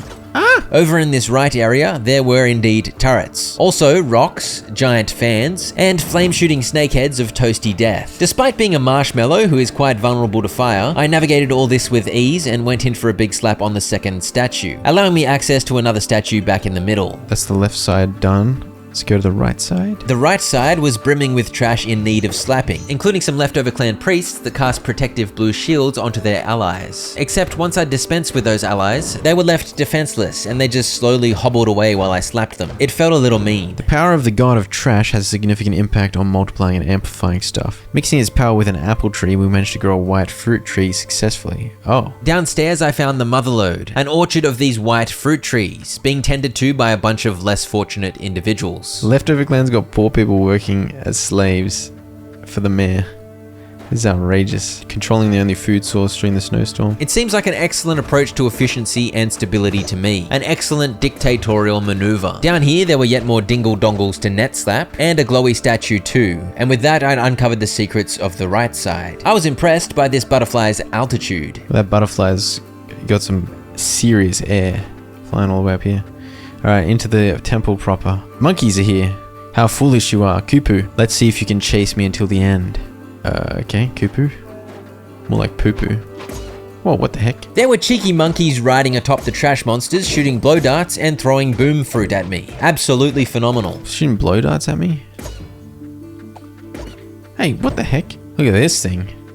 Beautiful. The only way I could go was downstairs to the left, so down I went to be greeted by some big radioactive balls. Unwise choices were made, completely absurd dilly-dallying occurred, big radioactive balls thundered down. Ah!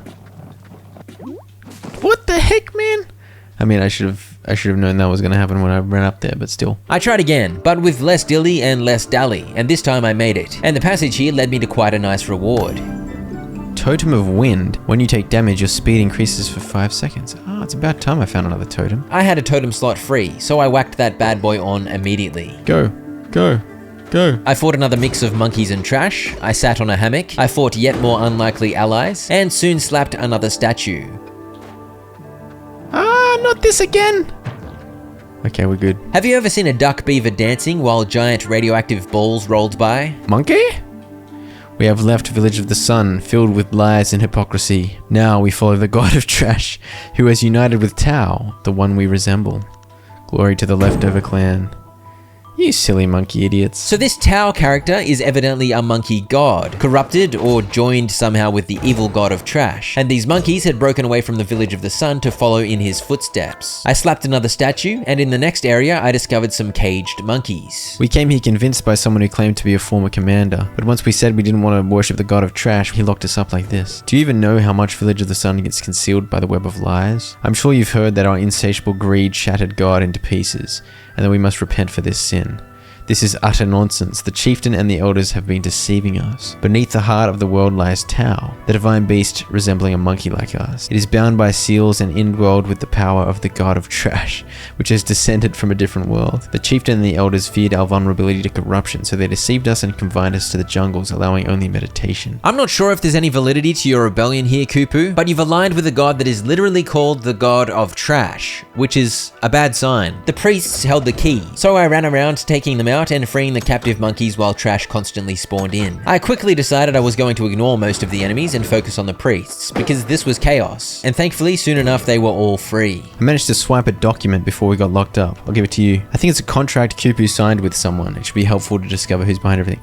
You just conveniently stole the perfect contract. We've got some evidence, baby. So that was it. I'm not sure where Kupu went, but I'd gotten what I was after. Some evidence for my good mate Paul. I also found a fancy butterfly as soon as I exited the temple. I placed the evidence down back in town. I picked up a quest from Rudolph to find his lost Christmas ornaments, and I composed an excellent drawing in the center of the village. Penguin Island. The curse of the penguin god has the power to transform you into a penguin. 2 woodsmen, a miner, and a fisherman who went missing. Okay, there's a curse that turns you into a penguin? Sounds good to me. I bought a couple of warm hats from the store, and after poking around town a little more, I headed down south. It was nice to see that despite the dire situation the people of Snowflake Village found themselves in, the kids were still having fun. Whee! Whee!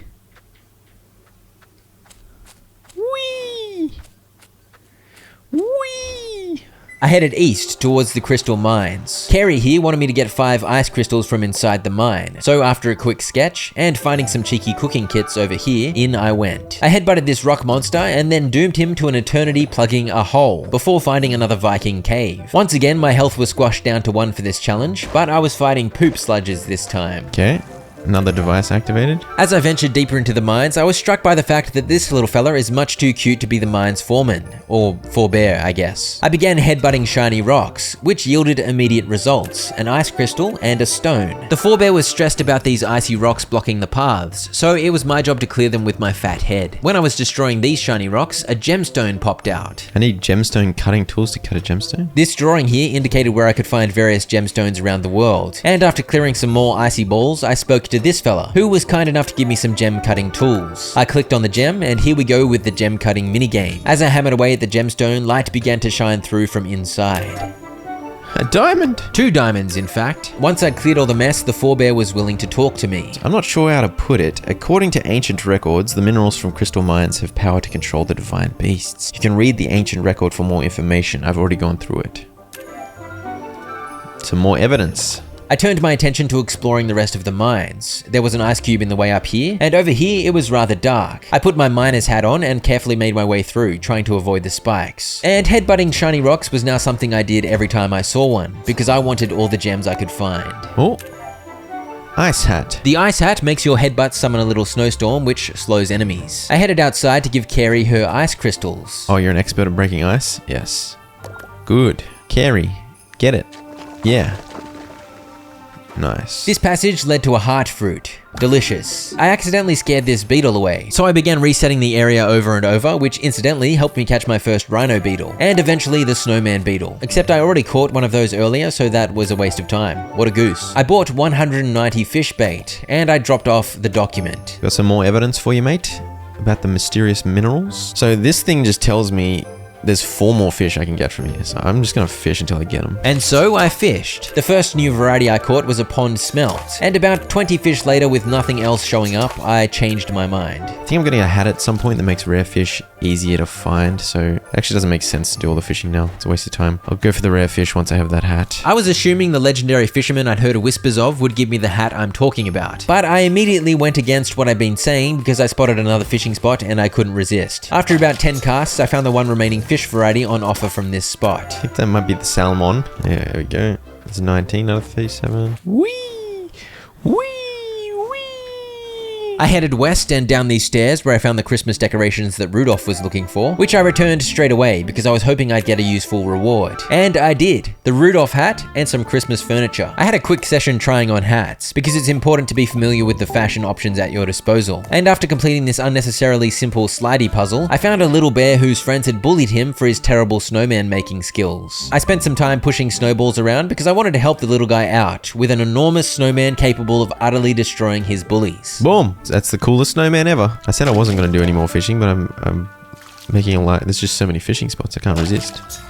I soon gave up on that and turned my attention to freeing this chief priest from his icy tomb, using the power of my headbutt. Once the ice was broken on all 4 of these waterfalls, warm water was free to flow, which makes no sense. But it pulled together to make a hot spring and melt the priest's ice cube. He gave me another totem slot. So this puzzle is now a swimming puzzle? Obviously you can swim later. Behind this ice cube was a cave where it appeared the reward for the Viking trials awaited me, but I evidently needed to complete one more of those. I returned back down past the snowman. This is what we need to do, I think. If I do this, then I should be able to push it. There we go. Lovely. Mayor's private property, no trespassing. I immediately trespassed and soon found myself in glorious combat with a big fluffy bear. There were also frost bazooka bears who shot homing snowballs at me. What the heck, dude? The first second of charging up a headbutt gives you a shield, so I began incorporating that into my combat to block damage as I fought my way through the mayor's facility. I found the final Vikings trial. This one featured extra large bin bags and explodey Christmas balls. Oh, how'd I get hit? Okay, try again. It looked to me like you got hit when you ran straight into the enemy. I was a little more careful next time, and soon the trial was complete. Intruder. Right, this is serious. Serious indeed. But lucky for me, the mysterious blackbird came in clutch showing me this hole in the fence. So, I can't let them see me. I've got to avoid their patrols, I guess. You can't see me. Hide in here. Where the hell am I going? Huh? Where am I going? I was rather confused as to where I was supposed to be going, and when I inevitably got caught, I was locked up in this impossible to escape prison. I eventually worked out the way onward was on the right here, which granted me access to where they held what was supposedly a snowstorm regulator designed to stop the incessant snow. Doesn't look like a snowstorm regulator, no matter how you look at it. No, not really. I took its blueprint for Paul. I look at it and I spontaneously get a blueprint. I also drew it to put on my fridge, and I headed into this cave and took my leave. I refused to take the cart though, because I wanted to headbutt all the shiny rocks. I flew back over to this area to see what the Vikings had in store for me now that I'd defeated all 3 Viking challenges. The Vikings helmet. Hell yeah. Increases critical hit chance by 30% when your HP is low.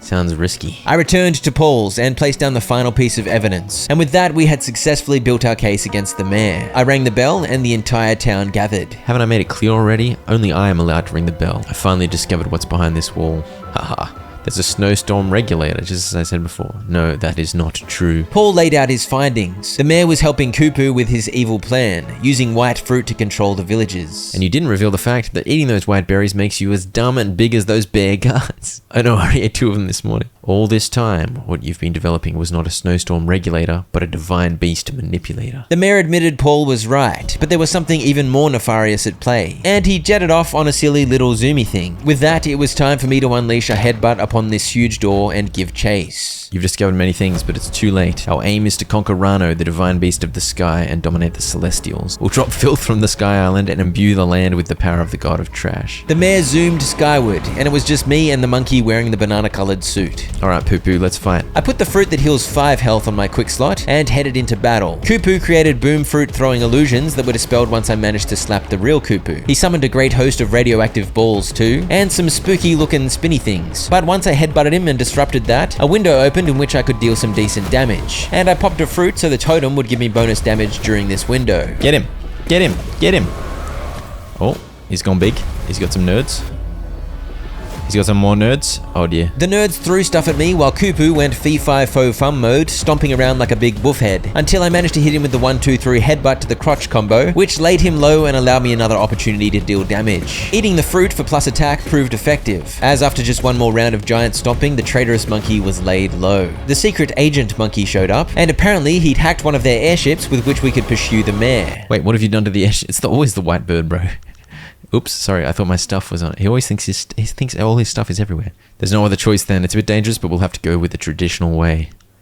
Tell me when you're ready, hero. What does that mean? I wasn't sure what the traditional way meant, but it should have been obvious. After some heartfelt patriotic saluting, I slowly floated upward and landed on the mayor's giant ship. Destroy all major parts of the airplane. Fair enough, it was time to get busy with my headbutt. I crunched the Dubashlackos on the left wing and the right wing too. Meanwhile, the mayor was whipping out terrible air swings. Bro, you're just missing me by way too much there. You suck. And I don't know what the pilot was doing, but it was hard for me to keep my footing. Ah, stop sliding around. I managed to knock the mayor into submission too. What am I doing here? What's he doing? Oh, there's more down here. I didn't even realize. What the heck? Before long, there was just one thing left to headbutt. Does this mean we're gonna crash land though? I feel like that's a bad plan. We're up to 41 out of 50 enemies already. Oh yeah, I've got balloons, that's right. I'm on the Sky Island now? Sick. You naughty, naughty bear. An apparition of Rano, the divine beast of the sky, was here, and he bestowed upon me the sigil of the earth. But there were still some remnants of the mayor's trash-fueled army infesting the Sky Islands, so it was up to me to clean them up, but I couldn't get at them just yet. Beautiful divine beast. I love that they just took the divine beasts straight out of Zelda. This guy knew how to use the teleportation circle thingos. I need Rano's hat. But to get Rano's hat, I had to pass Croco's test to fill up the circular yellow meter in a 10-second window by whacking this statue. Unfortunately, when I tried it, I barely even got halfway. I tried various hats. For example, I rolled at the statue over and over while wearing the spiky roll hat. I tried headbutting it with a snowstorm headbutt hat. I tried dropping monkey fists on it. But my best attempt was when I simply ate a root to get an attack damage buff. But even then, I was still about a quarter shy. I eventually concluded I didn't have the items I needed to pull this off, so I figured I'd come back later. Oh, what's this? A rainbow butterfly? Sky butterfly. Hell yeah. I placed the 4th sigil at the heart of the world, and resumed my exploration of the central forest where I found this majestic view, and an altar randomly appeared in front of me. I was rather confused, but it invited me to place an item on it, so I placed a golden leaf. This summoned a couple of moneybag trash monsters, so I thought that was a decent deal, but in retrospect, the golden leaves sell for 264 gold, so I think this was actually a terrible deal. Ooh. Found a bee village. I had indeed found a random bee village. They asked me to collect the precious honey from within this cave, so in I went to take on some tree stumps. Nailed it. I finally found a 5th filthy core. That giant monkey dude asked for these way back at the start of the game. And after a little more stump deforestation and some gem cutting that earned me an emerald, I found a handsome friend. What the hell? This glorious beast gave me the precious honey I was after. I claimed some more emeralds on the way out. To defeat the evil from another world, an entity from another world is needed. Sadly, after saving the world, the memories of that entity must also vanish. I gave the bees their honey, and they were very pleased, so this happened. This is so random, bro. I love it. I headed south and ended up in this apple orchard, where Pan here asked me to search the world for trees with this little paw mark on them, because those trees, when slapped, would drop special seeds that he was searching for. I headed southwest from there, leaving the central forest and entering the ocean region, starting with a visit to Hermit Crab Village. This old fella told me holes had begun to appear in the ocean, and people were disappearing. I headed into this cave where I found some funky coral and a sapphire. I drew the village, and I found the water beetle, who had a puzzle for me. It was a push the floating plank puzzle. Here it goes in super speed. Nailed it. Teach me to swim, friend. Yes, indeed, the final beetle power. The art of swimming. At this point, I was inspired to go turn in the 5 filthy cores quest to this big hunk of a monkey, because I hoped he knew how to remove dirt. He did not, but he gave me the warrior's mask. I looked through my quests, and eventually concluded the one I was looking for was probably the one to get Crick his lost pickaxe. I found the pickaxe rather quickly in the Moon Forest. Oh, there it is. That's what I needed this whole time. Yes, indeed, this was the quest that earned me the friend capable of removing dirt. As you know, missing this earlier had meant I'd gotten stuck a few times, so it was good to have the dirt mystery solved. It immediately gained me entry into the Miner's Lounge, where some choice boulder pushing shenanigans helped me destroy many spike shooters, and some stinky spike shooters too. Completing this area earned me the extremely useful Beaked Mask, which makes you immune to poison. I then realized there was a heart apple I'd missed here, so I grabbed that, and the next patch of dirt to fall victim to Crick was over here, gaining me entry to the Cave of Gourmets. The gourmet ladybug always started her 5-course meal with a sour yellow jelly that has a circle on it. The other 4 notes scattered around the room had similar clues, and following those clues, it was clear I needed to place 5 distinct jellies in the correct order. That has to be the other one by process of elimination, and then by more process of elimination. This is the final one. Correcto mundo. Through the ladybug door, a thoroughly dead ladybug. Oh dear. I happily grave robbed her chef's hat. I then headed back to the ocean, where I bought a couple of hats from the hermit crab market, and I picked up a quest to look for this otter's brother. I picked up another quest to find this kid's dad. Plenty of people were indeed missing, and I got my floaty out and went for a dip. Yay, hand plow! The hand plow can be used to dig for clams, which counted towards the fishing collection, so that was 2 new varieties found just like that. I headed west into the fish farm, and my adventure into the ocean region began in earnest. This region features gates that rotate when the seal statue is slapped, and on this occasion the gate led to mackerel, and these boys here can be used to plug little whirlpools. I rotated a couple more gates to progress through this part here. I found some coral pufferfish in a chest, and I headed north where I discovered the ocean region's troubles appeared to involve trash monsters. Surprise, surprise. This statue got a slap, and this hole was disturbing. Oh, dude, that hole is... that's nasty looking. I fought some barnacle trash idiots that shot orbs of light at me, and I enjoyed slapping a second statue. Nasty looking holes. Nasty looking holes, man. This meant the way was now open in the area back below, so through I went. Vast sea. Oh dear. Oh dear. Dematerialized.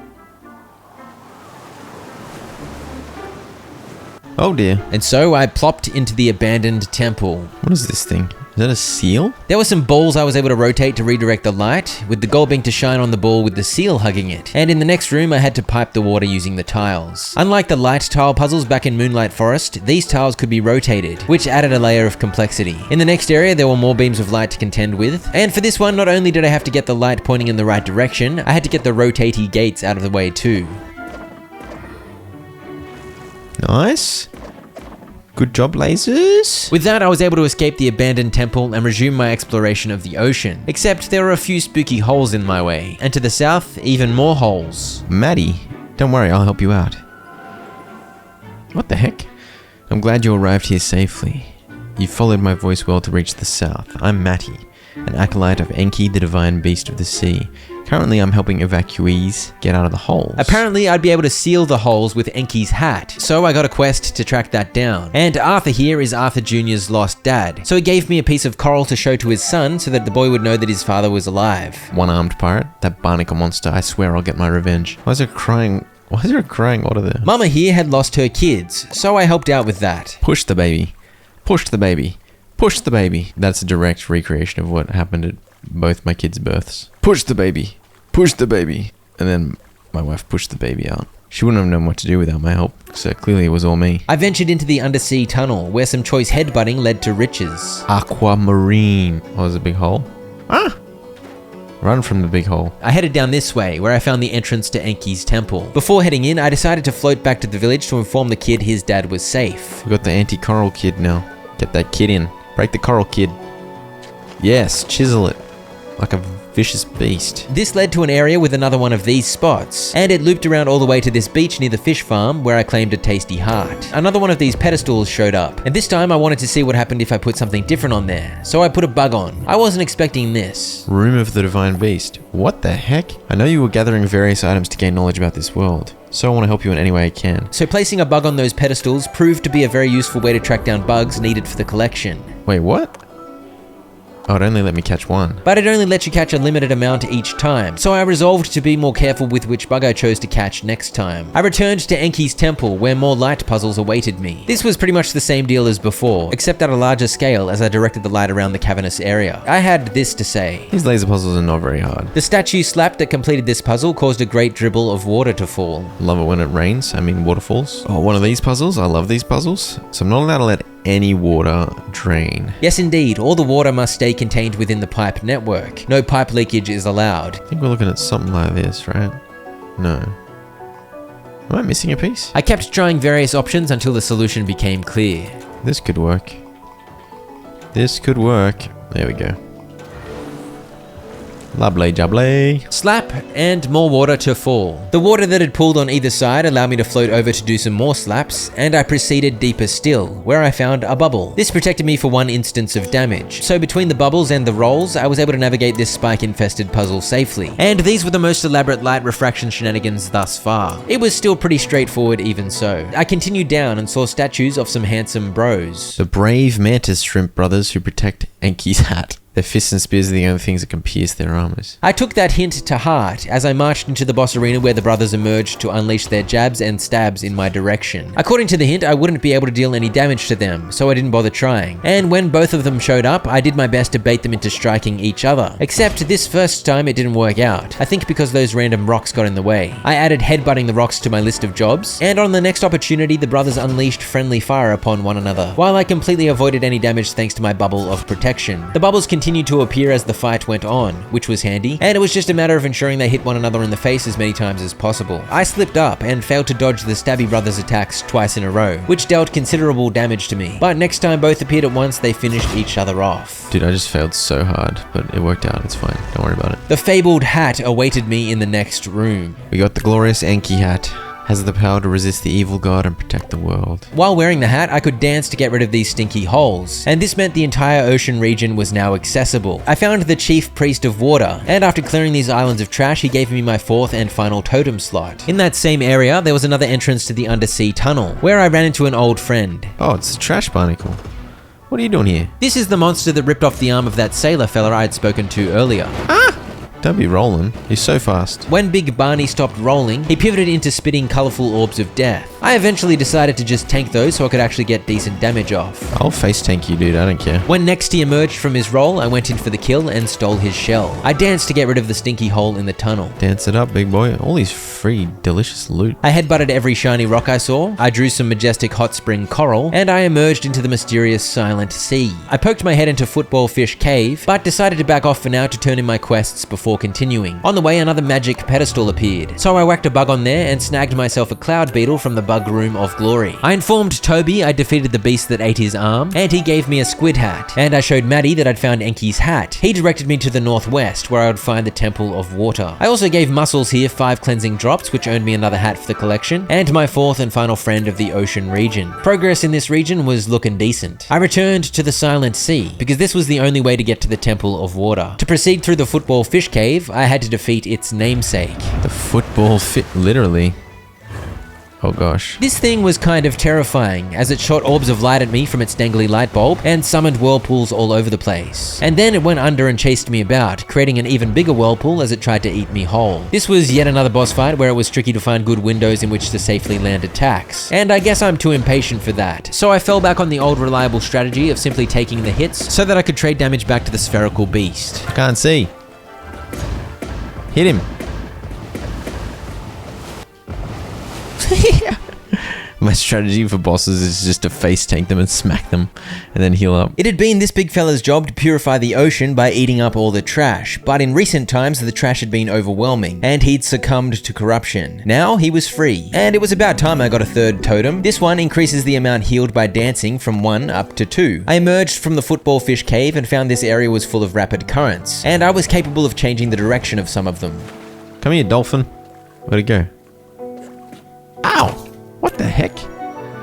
Coral pufferfish. Dude, where am I? What is going on? I did not go down those stairs for some reason, but look at these angry dolphin statues. In fact, I left the area altogether and found myself back in the vast sea, where I stumbled onto this shipwreck. When a sailor dies from food, they offer the same food that causes death to appease their spirit. In the next room, I found notes telling of how this ship had found many treasures, and the captain had decided to kill off his crew so that he could keep more of the riches for himself. That is entirely too dark for this game. What the heck? There were some books with recipes in them. I deduced from these notes that a poisonous pufferfish dish had been used to kill 3 sailors. So this should appease the spirits? There was a recipe for coral pufferfish stew too, so I made that for the recipe collection. A grilled salted mackerel, grilled premium clam, and grilled clam too. Over in the next room I found the carnage. I placed the dish of the hour on the center of the table. Yes, otters. Speak to me. They did not speak to me, but a door opened up and I got the Nirvana achievement. And through the now open passage, the diver's helmet. I headed back this way and was pleased to be gifted another random pedestal, which I used to catch my first maple beetle. Further west, I navigated this area to emerge at the bones of a majestic sea creature. And I thought for sure this must be something meaningful, but neither slapping nor dancing achieved anything. So I headed north and finally arrived at the Temple of Water. Enki! It was the same story. The evil god had corrupted this place, and the main entrance was blocked. But there were a few other entrances for me to make use of. Evidently, there were going to be some more light refraction silly willies in here, but I wanted to see what was at the bottom of this giant staircase first. Thus, we decided to seal one of God's reveries in this deep place within the Temple of Water. You can't damage the reverie physically, as it can only be controlled by the relic imbued with Enki's power. This boss was strangely dark. Is that a big booger? God's reverie. Just before we had mass murder on a shipwreck, and now the dark part of God in swirly mystical form? What the heck is going on in this ocean region? This thing chunked my health while I was flopping about trying to make sense of the hint I'd gotten. I needed Enki's relic to deal damage to it, and I guessed that meant I needed to dance near it with the hat on. But at first I didn't think that was gonna work. Dance. Dance. Big damage. Big damage. Big dance damage. Big dance damage. Ow! Don't hurt me. The totem of happiness I'd found that made my dance heal double was a huge bonus in this fight. Oh, I'm nearly dead. Heal. Big damage. Big dance damage. I love the concept that this silly dingus dancing could destroy the darkest part of a god. Incredible stuff. Big damage. Ah! Like a washing machine. Huge damage. Oh, another totem? Getting the totems finally. Critical hits occur more frequently while excited. Finally, I had 4 totems active at once. Back upstairs, it appeared I needed to shine a total of 6 light beams at the funky bird moose. And that was 1 down, 5 to go. The second one was very easy. 2 down. Another light puzzle over here had me running around the room like a goose on the loose. Alright, we got one half of the butt cheek is lit up. That's good. And after a little more running about... Alright, both butt cheeks are lit. This great success granted me access to another heart fruit and a statue to slap. That made 3 out of 6 laser beams. To find the next puzzle, I had to head back outside and try another door. I ended up in here. This place is huge.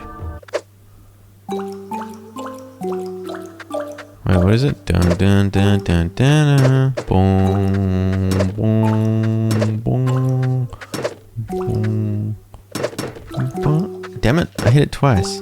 Boom, boom, boom, boom, boom. Beautiful, absolutely perfect pitch from the big Floydson there. Lovely to see. That would be laser beam number 4. This next puzzle was a visual representation of the ritual to separate God. The dark part of God is buried in the depths. Whack the water fella on the left, the bird croc up top, clearly the monkey is on the right, and the horny guy goes down here. And who knows what the deal is with these random birds, but obviously they go in the empty spots. Good understanding of God. I believe that makes 5 out of 6. Dun dun dun dun dun dun dun dun dun dun. I headed over this way, and you gotta love a tile puzzle. Oh, this one was easy. Let the water flow. The water flowing meant I was able to whip my floaty out, and that makes 6 out of 6. And finally, I was able to continue up the center. I met Enki, the divine beast of the sea. Long ago, a ritual was conducted to dispel unclean thoughts that dwelled within the mind of God. Tao, the divine beast of wisdom, who led the ritual, disappeared after stealing one of God's fragments, and Tao was instantly corrupted into an evil god. We, the divine beast, expended too much power to seal Tao. I'm aware that you're collecting the sigils to reunite all fragments of God. If you eliminate the power of the evil god from the sea, I can give you the sigil of the water. However, I would not be able to damage the evil god's power physically. I'd need to use magical floor cannons like this one here. Oh dear. Oh dear. I'm gonna be shooting cannonballs at everyone. The eyeball of God. Oh, not one of these things. Not the hand eyes, power of the evil god. Once again, dancing was the superpower I needed to defeat this boss. However, the giant high five was anti-dance. No, I'm trying to dance here, bro. Stop it. How do I attack him? Oh, he's slowly breaking the pillars. I had to get my dance on while out of the big fella's line of sight, which gave me the time to fire off a cannon bolt. But the cannons had a cooldown, so I had to bounce between them. And as the fight progressed, the boss began placing down creepy galaxy sludge on some of the dance pads, which was inconvenient. At this particular point, I thought I had great cover and ample time to get my dance on. But out of nowhere, he summoned 3 bonus eyeballs, shooting little balls at me from a different angle. What a wily fella. And then when I tried again, he simply destroyed the pillar I was hiding behind. Not the eyeballs. Keep getting the cannonballs. No, not the eyeballs. He's blocked all my spots. What a dirty dog. Wait, what? Uh-oh. Okay, we're swimming now, baby. And there's currents everywhere. During this phase, the hand eye simply would not stop balling up in a fist and trying to hit me. It was very rude. What the hell is going on? So it was a bit of a mission to get attacks off. But the cannons do briefly hold their charge even if you stop dancing for a second. So I was able to quickly dodge and resume the jig, and with this technique, I was able to get some shots off. Please stop hitting me. Do you know how annoying you are? Big heels. Oh, we got another hit off. Those big dance heels were once again the saving grace. It was the only thing keeping me alive. Finally. Ooh, that was actually kind of dicey. And finally, the sigil of water was mine. I got another totem too. When you take damage, you lose a grade 3 fish by 50% chance and replenish your HP by the amount of damage taken. Wait, what? The fish heal trinket. Legendary. I never used it, but clearly it's legendary. Let's go, whale. You just launched me. I fell to the ground on the beach and I was dead. Game over. I was still missing a few things in the ocean region, so I began looking around, and I realized I never went down the stairs near the dolphin, so here I found the Temple of Cookery. 1. A dish prepared with ingredients that vanished on the day the meadow disappeared. A dish prepared with ingredients that turned black on the day when there was nothing but ocean. Basically, I had to dance in front of the 2 dishes in the correct order, and those hints related to what showed up on the wall over here when I changed the lighting. Wait. Nothing but ocean. A fish and a leaf. The clue said the second dish showed up black when there was nothing but ocean, so I took that to mean whatever appeared black when the lighting was blue. As I said, a fish and a leaf. I figured the meadow was the green lighting, and the ingredients that disappeared in the green were 3 fishies. Here's the thing, even though I was pretty sure I'd deciphered the hint to work out the respective ingredients, I had no idea what those dishes looked like. So I danced on dishes I thought might look like a 2-fish dish first, and then tried ones I thought looked like a fish plus leaf dish second. I somehow got there eventually, as these 2 dishes did the trick. Didn't really know what the hell I was doing, but we got there. You can summon a shark's soul and damage nearby enemies. Can I catch the dolphin with my spinning shark?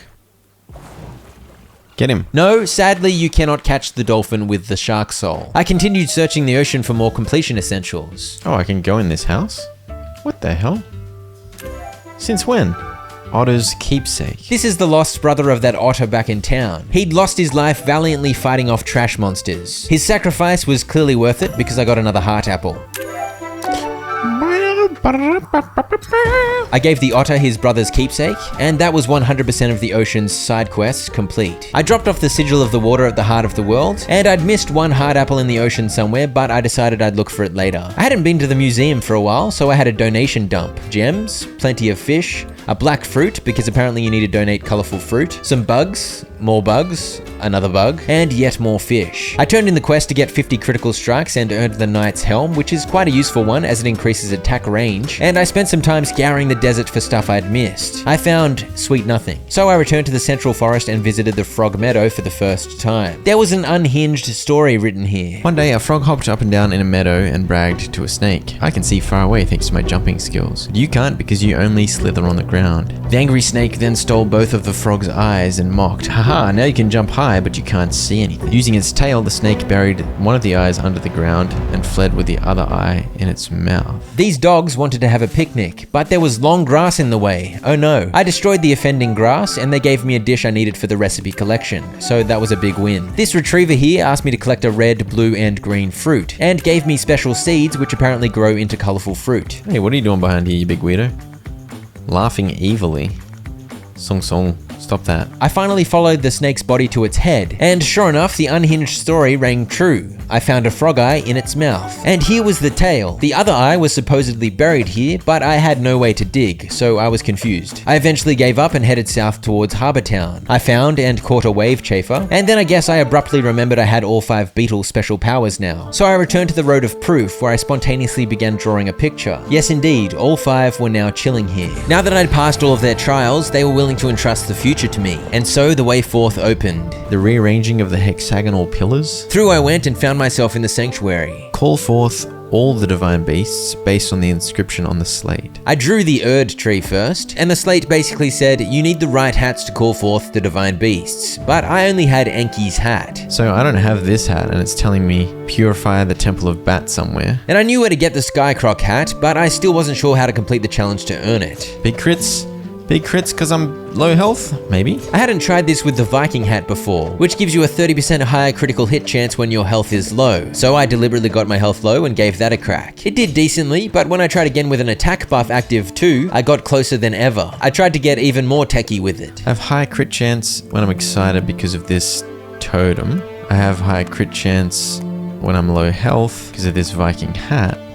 So maybe... I added the excitement buff for the extra crit chance from that totem. That's the musical symbol there. But the problem was I didn't have many items that gave long enough buffs, so they dropped off too soon. On the next attempt, I managed to get longer buffs going, but that healed me up too much, so I wasn't low health, which meant I lost 30% crit chance. Yeah, it wasn't working for me. I gave up again, and instead went searching for the Temple of Bat that was somewhere in the western central forest. It was behind some dirt, which explains why I didn't find it earlier. One of these floaty plank puzzles was in the way too, but soon I arrived, and the entrance was looking a little worse for wear. After an artistic pause, in I went. By this point, I'd begun to realize I really had no reason to fight these enemies, so I just ran past them. Downstairs was a riddle. Find me through the eyes of a bird at the place of trial. Find me through the eyes of a bird at the place of trial. I had no idea what that meant, so I went upstairs where I found a puzzle with a most glorious solution. I had to sit on the mushroom. I fought a buttload of spiky shooters, and then the mushroom puzzle ramped up in complexity. The goal wasn't to merely sit on the mushroom, it was to make all the mushrooms flaccid. I soon caught on that sitting on a mushroom made that mushroom, and any mushrooms adjacent to it switched to their alternate form, either glowy and blue or deflated and brown. This one wasn't too tricky. Easy, I can deflate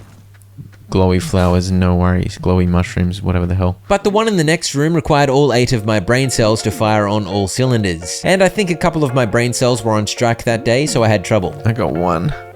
Wait, how do I do this? I don't think I'm smart enough for this. I imagine it won't surprise you to hear that I just kept randomly going for it until things somehow panned out for me. Okay, we got it. Kind of just press buttons until it worked. Big strats. Down this way was a chest with antidotes in it, and up the stairs, a big, ugly flower. To damage this boss, I had to destroy the little flowers, but there was a large volume of Christmas candy chasing me around trying to blow me up. And then bouncy ball shooters joined the fray, and spiky shooters too. But with my health pool up to 17 and plenty of healing items at my disposal, it really wasn't punishing me that much for taking damage, so I could be gung-ho. It whipped out some vine rotations, and a throwback to the colourful jelly orb shenanigans of the Moonlight Forest. But soon it was laid low. And then I belatedly realized this entire area was Moonlight Forest themed, as I slapped a glowy bug statue. There was a dirty statue of Bat here, so I catapulted some wet stones at it, but it appeared I needed that 3rd stone on the right there, so I had some more work to do. We discovered that the path to the east of the temple is blocked by a statue of a bull.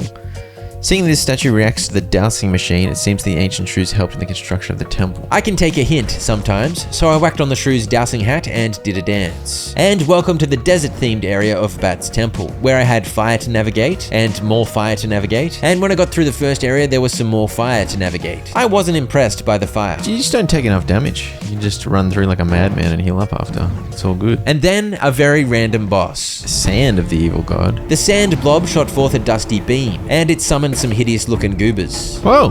and it tried to punch my butt. It had lots of sand hands, so many. But when I overcame my instinct to dodge all the nonsense and just stood there attacking like a maniac, the fight was over pretty quickly. With that, a glowy shrew statue was destined to suffer a slap. And now I had 3 rocks available to get wet. 3 rocks of wetness should be enough.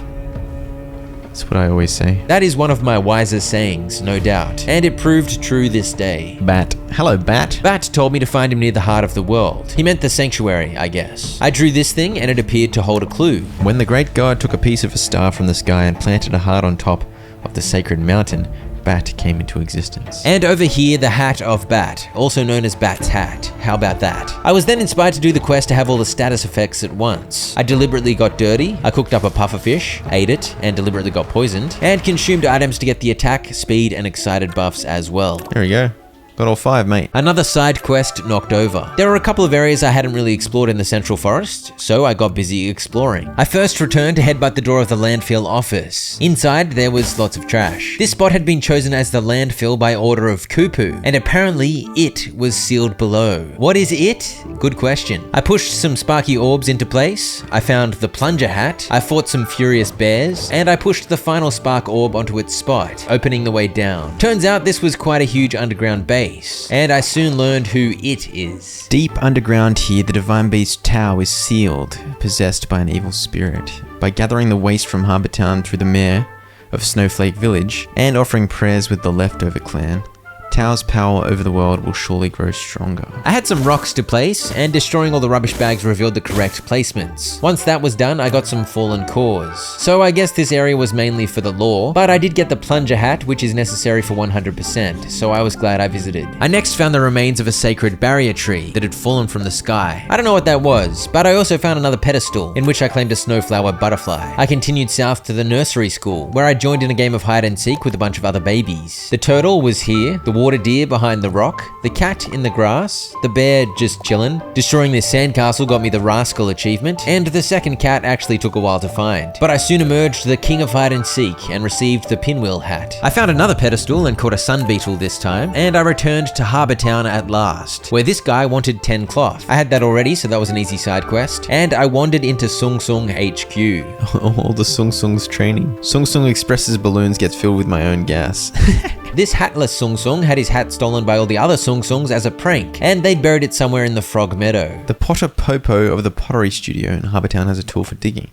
That's why those Sung Sungs were laughing evilly. It's because they hid their friend's hat there. I continued along this bridge into the main part of Harbour Town, where I did a very easy quest to move some rocks. I gave this frog 10 fruit for a quest, I checked out the market and the beach, and I found Olive's restaurant. You may recall I'd made a dish for Olive ages ago, and she'd given me a letter of recommendation. Using that recommendation, I somehow ended up working at the restaurant, and I discovered there was an achievement to get 5 stars of customer satisfaction while doing this, so I decided to go for that. As you can see, I had to do my best to serve the people what they wanted before their timer ran out, and if I was too slow or accidentally served them the wrong thing, customer satisfaction went down. Where the hell is you on this?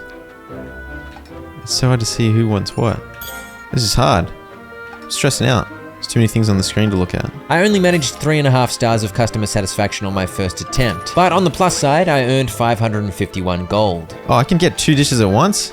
Since when? That helps. That did indeed help. But on the other hand, it made things more complicated because the dish on the top of the pile is served first. So I had to be very conscious of the order in which I visited the tables. Missed it. How do I put it down? I can put it in the bin. Oh dude, this is actually so hard. I pulled off 4.5 stars on this attempt. On the next attempt, I did worse, but somehow made more money. And on the next attempt, I was locked in. I said nothing at all because this took all of my concentration. Oh, we did it. There we go. Nice. That was a good achievement to have under my belt. Next, I was roped into some pottery by Popo here. She gave me some clay, which I had the power to mold into particular shapes using this funky minigame. I made a glorious vase. Keenan here had noticed something dodgy related to trash going on at this house here, so he asked me to check it out, and I discovered there's a pottery request board here, so I figured I'd try and fill some orders. They request a specific color and shape. The color is easy, but it's not always so simple getting the correct shape. I managed to get the order exactly right for this elephant, which earned me a cheeky 400 gold, but this is not what the lizard ordered. I earned 230 gold anyway. Not bad. Between working at the restaurant and my flourishing pottery business, I had quite a bit of money, so I bought some hats. I wore the mohawk hat to impress these bullies, who submitted to me because I had a bigger mohawk, and that freed me up to take over their duties as a bully. Alright, now I'm gonna bully you. Idiot. Idiot. You idiot. And this big building in the center of town is the museum, which I'd previously only been able to teleport to. Now I actually knew its physical location. I took the opportunity to donate some stuff. I drew the fountain in the town square, and I had a swim over to this lighthouse where I found Tom, who wanted me to look for his granddaughter lost in the Southern Sea, which appeared to be rather stormy. And in this big hole, I found the underground arena, where coincidentally the current champion had keeled over and died. So there was a slot open for an epic combatant. Don't mind if I do. Baby Ogu versus 4 of these idiots. These arena challenges squashed my maximum health down. The exact amount of health I had differed depending on the opponent, but it ranged between 1 and 3, and the goal of course was to win. As you know, I'd been avoiding combat or using absurd face tank strategies involving 0 skill, and apparently that meant I was a little rusty, and I got monkeyed in the face, so I was off to a bad start. That 39 there is my glory score. I just lost 1 point because I died, and I needed to get it up to 100, so back into the ring I went. Glory points. Woo! All these characters around the side here, each of them represented a different enemy you could choose to fight, so I figured I'd fight them all one by one. The reason being, the first time you defeat an enemy type, you get more glory points off them, and it decreases after that. Also, I needed to kill all of the enemy types in the game for my collection. I should mention, most of the time I had more than 1 health in these fights, so it wasn't too punishing, because getting hit always did 1 damage, and I could always just dance to heal back up that 1 health. Alright, you get the idea. We had the monkey cloud idiots that gave 6 glory points.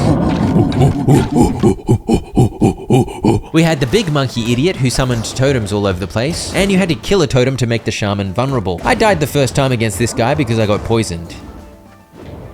Oh damn it, I ran straight into the poison. Yeah, what a goose. Except this time I realized poison can't actually take you below 1 health, so I defeated Big Honkin' Monkey and earned 8 glory points. We had the roly pink ball dinguses where I had to slap the flower so it'd emit light so I could kill the roly dinguses, and that was 8 more glory points. We had an army of crystal ball shooters, 6 glory points. We had the blue candy balls that like to shoot spikes, a mere 3 glory points. We had a Macetus, remember this guy from the desert? Only 3 glory points. We had the giant desert rhino, who I had to lure into headbutting big rocks, a solid 6 glory points. We had the enhanced shrew armor, who I had to lure into charging its bombs. Also, it shot flames, a juicy 8 glory points. And that was every opponent of the arena, but I was only up to 87 glory points, so I had to fight some of the same nerds again for more glory. But soon enough, we have a challenger who has achieved the maximum glory points for the first time in Harbour Town history. The name of our new champion is Baby Ogu. Here we have the prize for the true champion.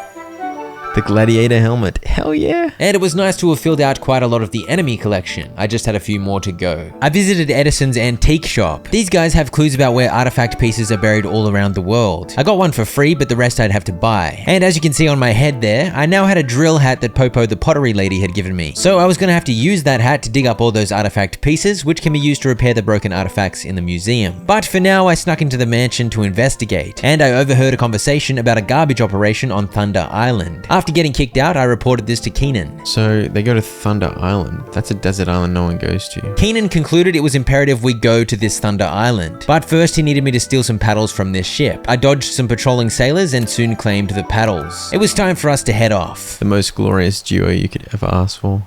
Hell yeah. That's such a sick art, man. Oh, what the hell? Got 5 chances? Wait, what? What the hell is going on? What the hell is going on? I just got so much air. Oh, dude, what the... The shark got me. No, it didn't. Give me more air. Whee! It's dark now. Is this the jankiest thing you've ever seen? What is going on? I need a rock. Go away, sharks. No. Oh, I somehow navigated the sharks. This is just the most ridiculous minigame I've ever seen in my life. Oh dear, I took damage right at the end. Go, go, go, go, go. 70 meters. If I die, I'll cry. Come on, big air. To victory. Hell yeah. Thunder Island. I tried out the drill hat for the first time and dug up a bunch of blue clay. You can dig various colors of clay depending on the region you're in. What are you doing here, mate? Sung Sung number 31. I gave 31 here 3 bits of clay so he could repair his hot air balloon. I had a quick fishing session and I caught my first saury, and I ventured into the thoroughly garbage-infested Thunder Cave. We need a lot of batteries to carry out our plan. there's a large-scale power plant in Moon Forest, but they've been restricting access to non-bugs ever since their hero went berserk. However, I think the mystical ancient fish in this cave could be used as an endless source of battery. The goal of this puzzle here was to piece together a picture of said ancient fish, which took me a while. I popped this orb onto its spot, and I'd found a note explaining the way to open this gate was to stand next to it for 4 seconds, so that was another heart. Another heart, another heart. And then it was time for another mirror room. You know the drill. Blow up the crystals with the help of the mirror friend, push the rock in the hole, and push the shock orb onto the thingo. That meant I could now position orb number 2 out here, and the final challenge was to navigate this room full of camouflaged trash monsters. Once through, I positioned yet another orb of electricity, and I soon found myself face to face with the thunder eel. Goodness gravy. I popped on the cowboy hat for this one, so I shot off many a bullet at the huge eel, which was actually pretty handy because there were plenty of moments where it electrified the water. So with the cowboy hat's gun, I was at least able to deal a little bit of damage from safety. But there's no doubt the superior damage came from a good old-fashioned swing of my net. And what can I say, other than the thunder eel should not have messed with Cowboy Ogu. Once again, I freed a formerly noble beast from the corruption of the evil trash god. These folks must be up to something evil. Please uncover their plot and stop them. I feel like I've already stopped most of their plot. Alright, see you later, handsome fish. With the thunder eel now in its right mind, calmer weather returned to the area, and the cleanup began. And I received the sailor's hat as a reward. I also caught my first red dragonfly. North of the Thunder Island area was a stretch of sea, where I found the lost cat Ginger, which didn't appear particularly ginger. I sent her home to Grandpa via Sung Sung Balloon. I also found a spot to draw, but that appeared to be all there was to do here, and my Harbour Town progress was looking pretty good. This dog had a request for me. A dish with only fruit and herb. But I couldn't figure out what dish he meant. I caught a water butterfly, and it was about time I made use of my drill hat to dig up that frog's eyeball, right next to the snake's tail. I placed both eyes in the frog statue here, and all 3 amphibians began vomiting. I got an achievement and a drawing spot for my troubles. I also followed the hints the mischievous Sung Sungs had given, and found the spot to dig up the stolen hat, and that was another side quest complete. I bought all 3 nautical themed hats from this stall here, add those to the hat collection, and with that I'd done almost everything in Harbour Town. I vowed to clean up the other loose ends later, and headed to the jungle where I happily continued my streak of putting bugs on every pedestal that appeared before me. This one secured me a blue longhorn beetle. These free bugs were amazing, by the way. It saved me a ton of time searching around collecting them the hard way. I headed into the jungle outskirts, an area I hadn't bothered visiting earlier, where the monkeys remained very much in the thick of the war against the trash monsters of this area. I could understand why they were having a rough time of it. The trash armies were spawning in willy-nilly. To the east was this area featuring turd balls of treachery and multiple stone images on the wall, and further along, a puzzle. We're over here on the eastern side of the world. The last time I saw one of these banana rock puzzles, the number of bananas related to the number of facial features, so I figured this was my clue. Ears, eyes, mouth, mouth. 2211, okay, it's 2211. 2211 indeed, and so the way was opened. Canyon Passage. Gota! Hello, small friend. I came to save you. Round body, strong muscles, confident look, you must be the hero. Yes, it is I. This cave and the remains of memory in the north were built in the honor of the divine beasts. To cleanse the land of trash, we needed purifying water, and Gota here had lost his key to where the purifying water is stored, so I set off to find that key. This area had me enthusiastically making use of the art of pushing rocks into holes. Key.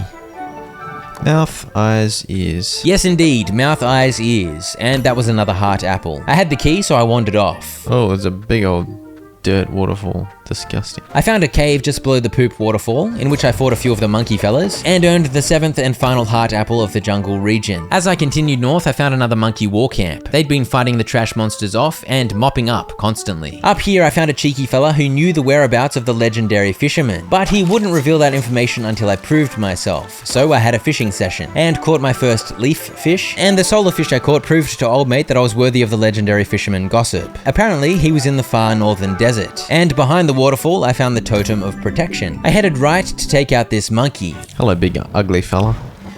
You're a bit dirty there. Throw me water, you crazy monkeys. This was a wet rock catapult affair, as not only did the heftiness of the rocks deal damage to the boss, the wetness of the rocks was able to assist in cleaning his considerable stinkiness away. Dirt, slug, slime idiots appeared to cause a ruckus too, and my monkey friends in the wings periodically threw down barrels of water to assist me in the fight. Once he got low, he added a shockwave of pure dirt into his attack rotation, which made it much harder for me to keep the rocks wet, and so the fight slowed down considerably, but I persevered and was soon victorious. Finally, I was able to venture into the remains of memory, and I hope Gota later wasn't offended by my dodgy drawing of him. Gota revealed what I already knew. The Divine Beast Tao had been corrupted, and the monkeys made in his likeness were also vulnerable to corruption. But Gota believed I would succeed in the fight against the evil god. I entered yet another pedestal bug room and caught my first green longhorn beetle, and I spied an unexplored area in the south of the jungle. So there I went across this little pond. The Temple of Dance was down here. 2 minutes and 35 seconds of excitement. Step on the podium below. I took this to mean I needed 2 minutes and 45 seconds of the excitement buff active. So I ate a bunch of meals and got the excitement counter well above 3 minutes. There we go. I just ate lots of expensive food for that, but that's fine. The Temple of Dance. That is my kind of temple. At the top I found some special herbal medicine, which was an unlock for the recipe collection, and through here a rather unique puzzle. I began doing this and suffered multiple burns to my bottom as a result, and then I thought I'd better actually look at the clue. Mouth, ears, eyes. I figured that was suggesting I had to walk on the tiles in that order, and when I tried it, yes indeed. I made sure I walked on a mouth, then an ear, then an eye, and then rinse and repeat. I should mention I was still headbutting shiny rocks to find every gem I possibly could. Up here I fought some monkeys and danced on some dance spots, and claimed the Temple of Dance key.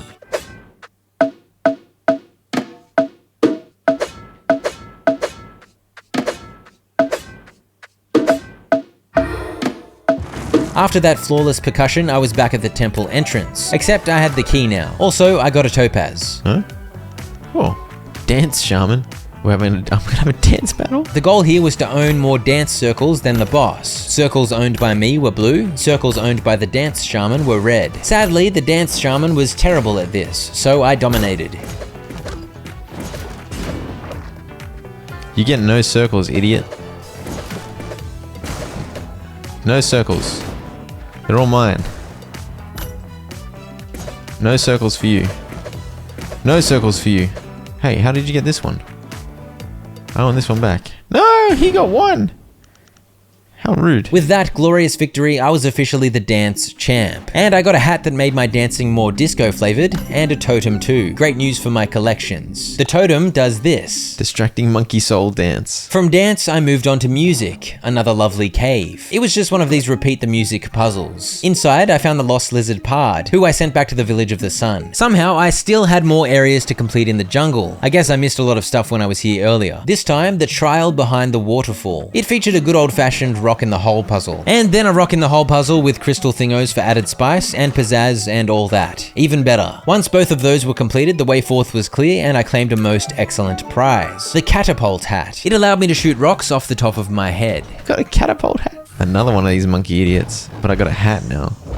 I got an overpowered hat now. What are you gonna do? This fight was crazy. The only way I could damage the crazy monkey was with my catapult hat. So it was funny just standing still looking cute, and having my hat suddenly flip forward to launch a rock at the maniac. As you can see, he was going nuts shooting fiery looking stuff, dropping fists of fury, and doing his best to jump on my head. I took a lot of hits during this fight, so it's just as well I had plenty of food to constantly chomp on in order to restore health. I eventually took the victory, even as about 42 fists from heaven rained down on my head. I got an extremely good totem as reward. Critical hits deal more damage, that's what we need. I turned in a watermelon chafer to this guy, and I talked to Leo, whose brother I'd rescued, and that was the final 2 side quests done for this region. Yeah, hang on. Am I done in this area? 100% jungle? Hell yeah. That's the first area I've 100%ed. I planted special seeds, which grow into colorful fruit. And when I said the totem that makes crits deal more damage was what I needed, I meant it. In all my adventuring, I'd been searching for an item that would make this challenge in the sky doable. And that totem's extra crit damage, combined with all the other buffs I'd been using earlier, finally got me over the line. Yes!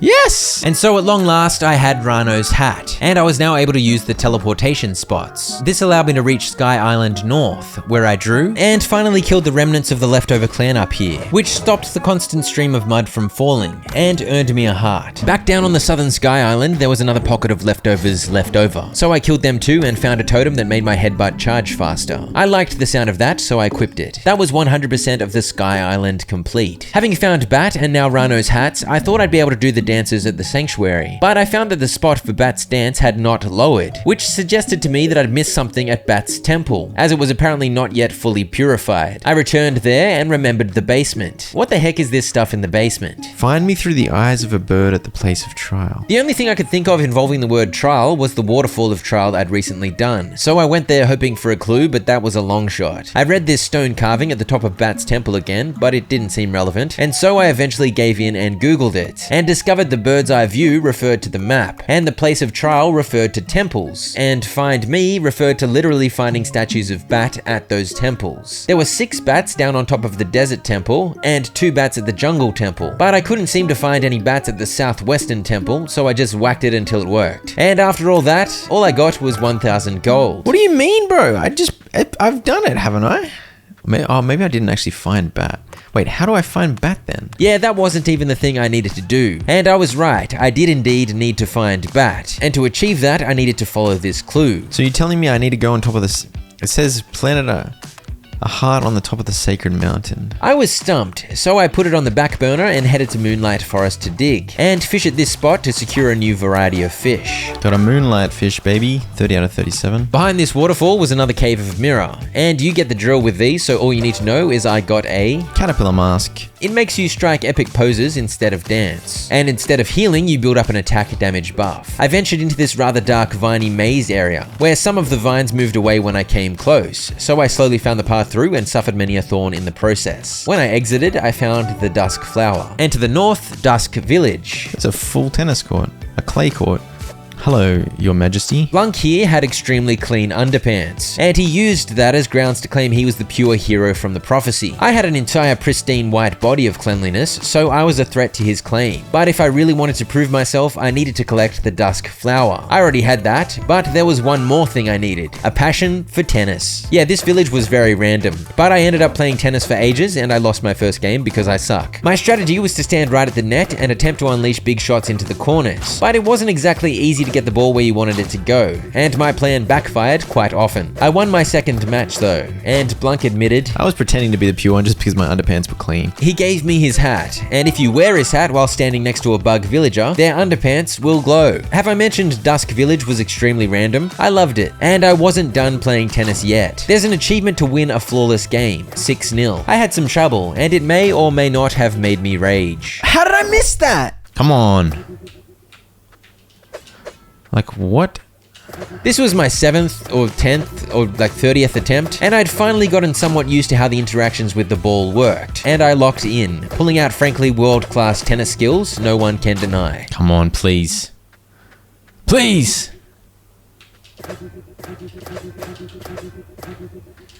Yes! Thank you. A good achievement to knock over, no doubt. I bought these 2 hats for the collection, and I returned to this puzzle where I figured the goal was to arrange the mystical beetles in the same way they sit on the road of proof. This earned me a heart. Another random pedestal gave me a new butterfly variety, and remember that roof tile quest? I still had one more to find. It took me quite a while, but I eventually spotted it here, and that was the final side quest and friend for the Moon Forest, 100%. I gave the Ladybug Letty a call and learned a special Moonlight Forest dish, grilled glowing carp. So I cooked that up and gave it to Chef Gordon. Quest complete. I'd discovered info on more than 50 enemies by this point, another quest done for this duck. I returned to this teleportation spot in the desert and claimed the Totem of Survival, which makes you invulnerable for 1 second after each roll. And I visited the far northern desert in search of the legendary fisherman. I checked along the shoreline because that seemed like the logical spot, but nope, and so into the cave system I went. After quite a while bumbling about, I spotted something that seemed relevant. Fish.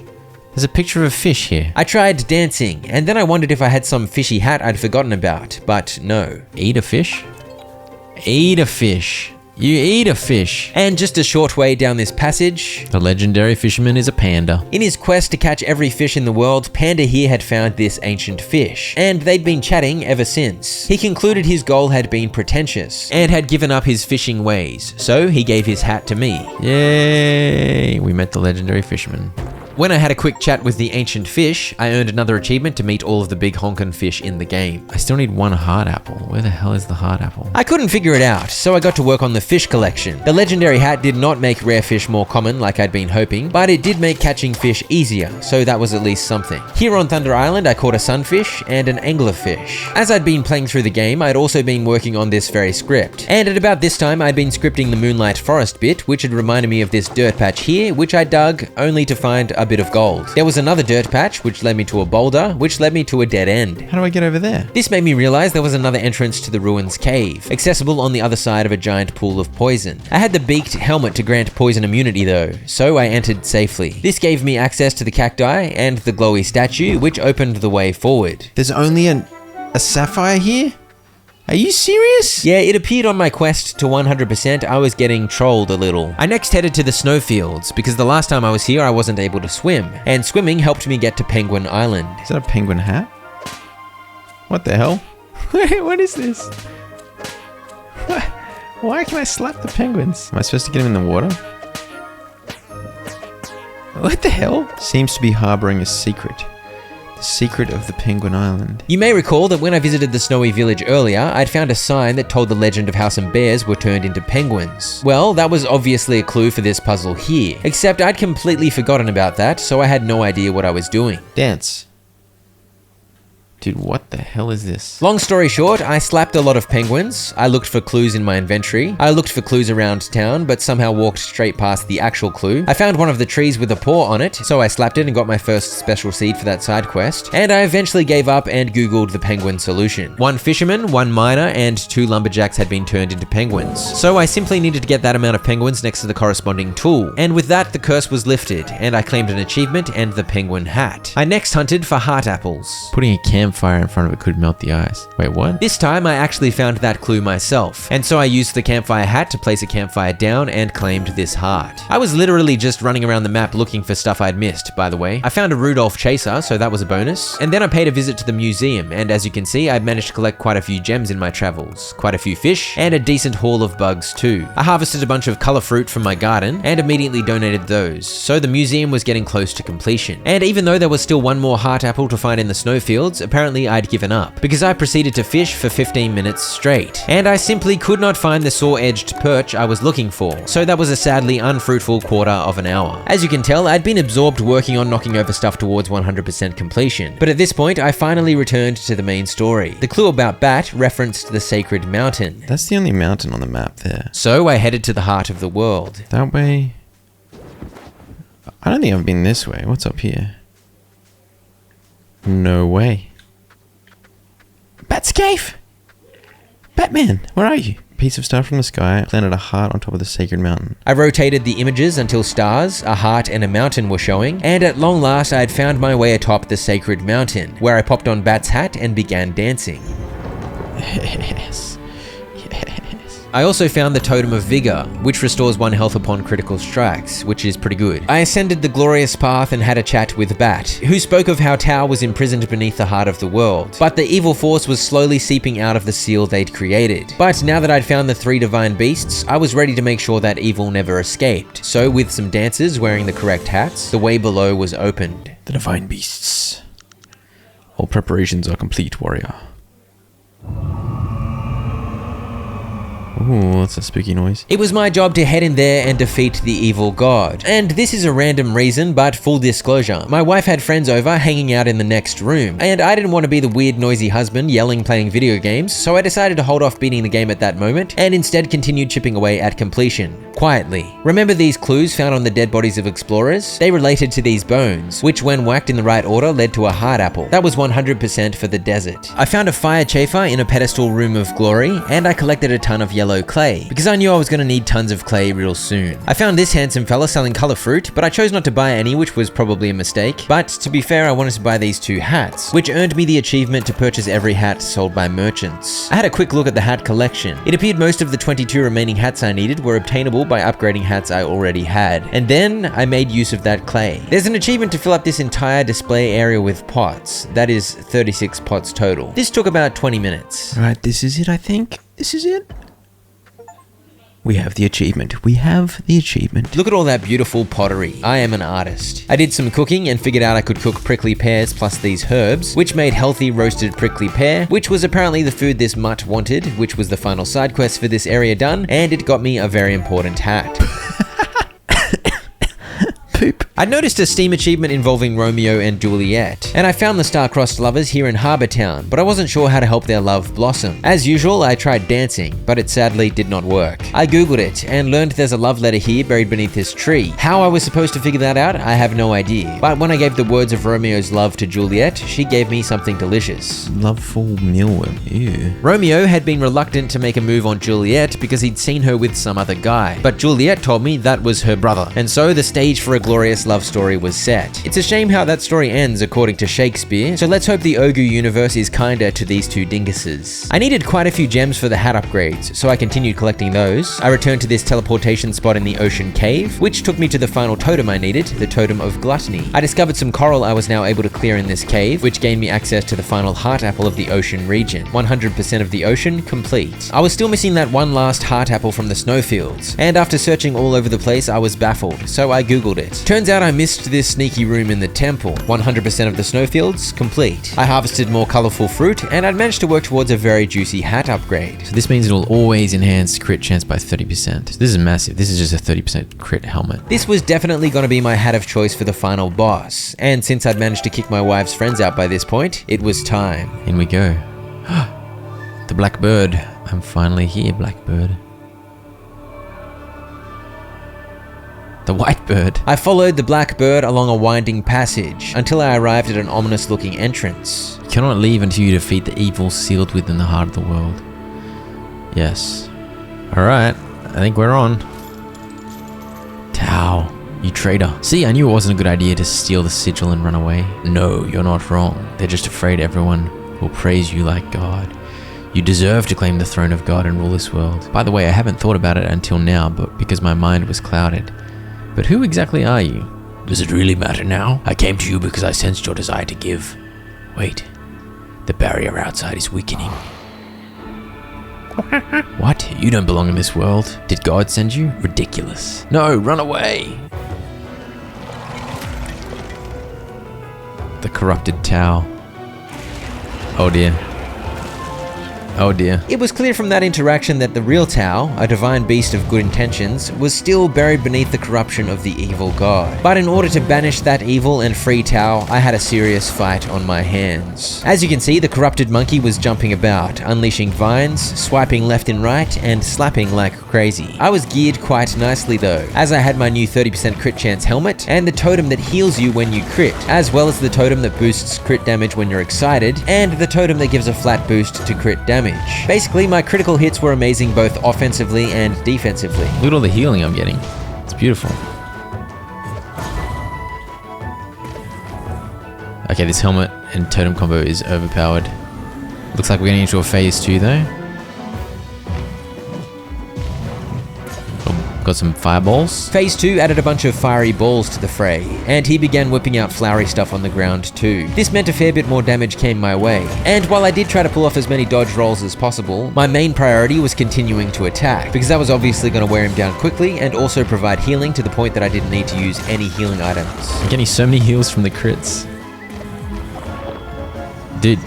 Oh, I'm kind of low health now though, but so far so good. I was at this point forced to eat some food to top up my health, but overall it felt great to have my item build come together so nicely for this fight. What the heck is this? When Sealed Tao finally showed his face again, I net slapped him all the way down to about 1 HP. My crit build is too strong for you, bro. I had to withstand some more hand eyeball lasers, but when he reappeared... Gotcha! Gotcha, big fella. The crit build was juicy, man. Impossible. Oh, is there going to be more phases? Look at those hands. You may have dodged my attacks with your tiny body, but you won't evade this one. He made my rainbow feather fall. Wait, what is that feather? I can sense the power of God emanating from it. Well, it doesn't matter. This will be the end. Uh-oh. Don't eyeball hand me. The black bird. The black bird is protecting me? The power was coming from that bird. But why do I sense it from the bird and not from the sigil? I see, you're the bird that entered the cave when the barrier broke. just as Tao was stealing the sigil. During that ritual, you must have received a part of God's power. What? Then I will absorb your power and devour this entire world. No, not the black bird. Hey, blackbird got munched. The blackbird got munched.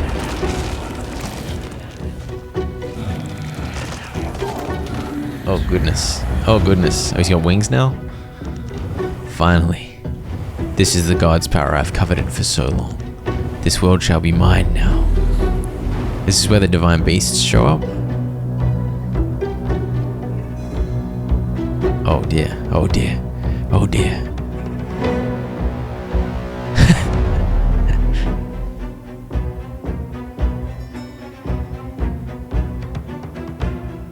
It's dropping boogers everywhere? Not eyeball boogers. What the hell? Wake up, hero. After seeing the corrupted tower burst out of the ground and into the sky, the entire world had rallied to fight against the evil. So as I proceeded, many of my friends were in the thick of it. Go Poco. Poco's popping off. What a beast. What a big honka chonka. Go Crick. Big spinnies. Big spinnies, son. Get him. Nice one, boys. The dogs. The one-armed fella. The Silk Moth hero. What a gangster. The evil god had embedded something resembling a heart into the ground, draining energy, and these two were going to fly up to take the fight to the skies. But out of nowhere, they were pinned down by a ferocious assault. The white bird's gonna help me after all this time? That's the bird that tried to steal the sigil of the fire. Guess there's no other way. Follow that white bird.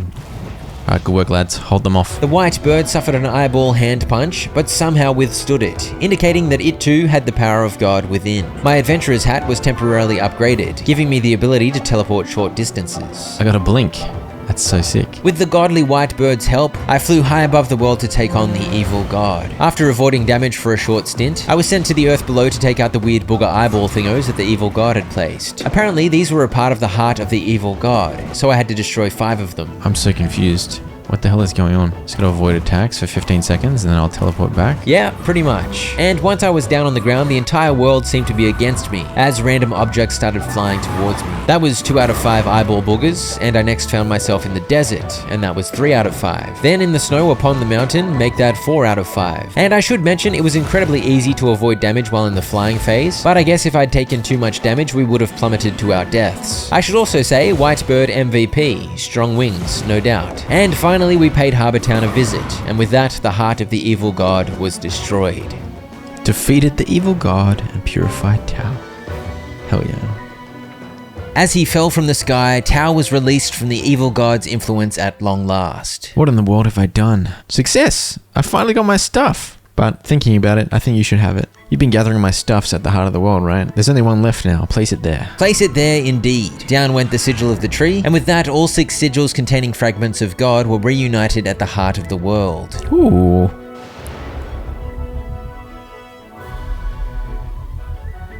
What was that? But the white and the black bird got sucked into it? What the heck? It's true, the black and white birds also had a little bit of God in them, so that made all 8 fragments of God reunited. And it was time for me to meet my maker. God, I've been with you for a long time as a fragmented form, but now, for the first time, I face you in my entirety. I will explain why I brought you to this world. Please follow me. My power allows me to create things out of nothing. With it, I created this world and everything within it. And while I was creating and bestowing gifts upon my creations, I sensed the presence of an evil god from another world. The evil god, drawn to abundance, coveted my power to create all things. I have long prepared for the arrival of the evil god in this world. If the evil god has invaded this world, it means that I and the divine beasts have weakened, and that I must seek a being from another world to share my power with, so they can vanquish the evil god. What the heck are these? However, a soul is easily shaken when wielding great power. And then I found you, dancing like an idiot. A selfless and pure being. You're like a pure child who finds joy in the adventure itself.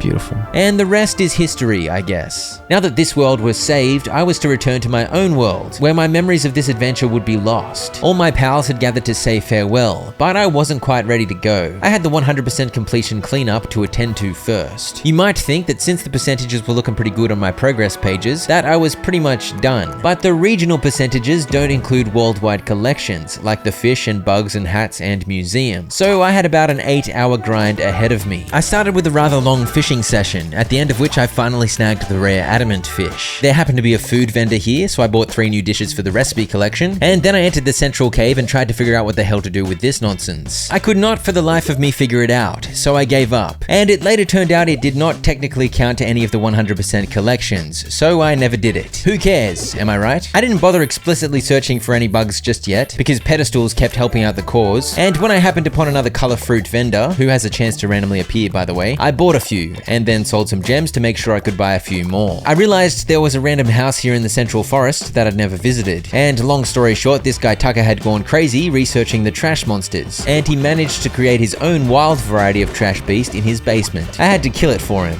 and that was the final enemy for my enemies collection. It was also a side quest complete, and this was another side quest knocked over, as I gave a red, blue, and green color fruit to Retriever here. He'd been collecting these for Maltese, so I headed to where the artist hangs out straight away, and sure enough, Retriever was there having delivered his goods, and I was invited to sit and model for Maltese. Baby Ogu's portrait.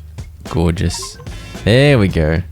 There's my final drawing. I'd been wondering where the heck I'd missed a drawing, but that was it, the final one. I next searched the map for areas with the little paw print symbol, because in those areas I was able to find trees with paw prints on them. And after whacking a few of those in various corners of the world, I had 5 out of 5 special seeds, which I gave to Pan Pan in the apple forest, earning a heart apple and completing another side quest. Finally, the central forest completion was looking pretty good. I still have a friend to make? I dropped off some items at the museum and finally actually finished one section. That was it for the flying insects. And thanks to my recent spending spree, the color fruit section was now done too. I scrolled through my furniture and realized that collection was also done. Great news. And I next began trying to track down specific items I needed to upgrade my hats. For example, an anglerfish, various gems, which I'd been constantly collecting but I still needed heaps more, and fangs, which are sometimes dropped by these rhinos. I then did something unusual. I actually targeted a specific bug to catch. You can buy items from the vendors that tell you where to find specific bugs, so I knew there was a chance for the flower beetle to spawn in a few select areas of the central forest. So I did a bunch of resetting here, and then here, and eventually I found it. I recalled that I'd visited Maltese's house ages ago, and it had been empty. But now that I'd completed the drawing collection, things had changed. Maltese had adorned the walls with all my glorious art. And I earned myself a hat, a friend, and 2 achievements. Become friends with everyone.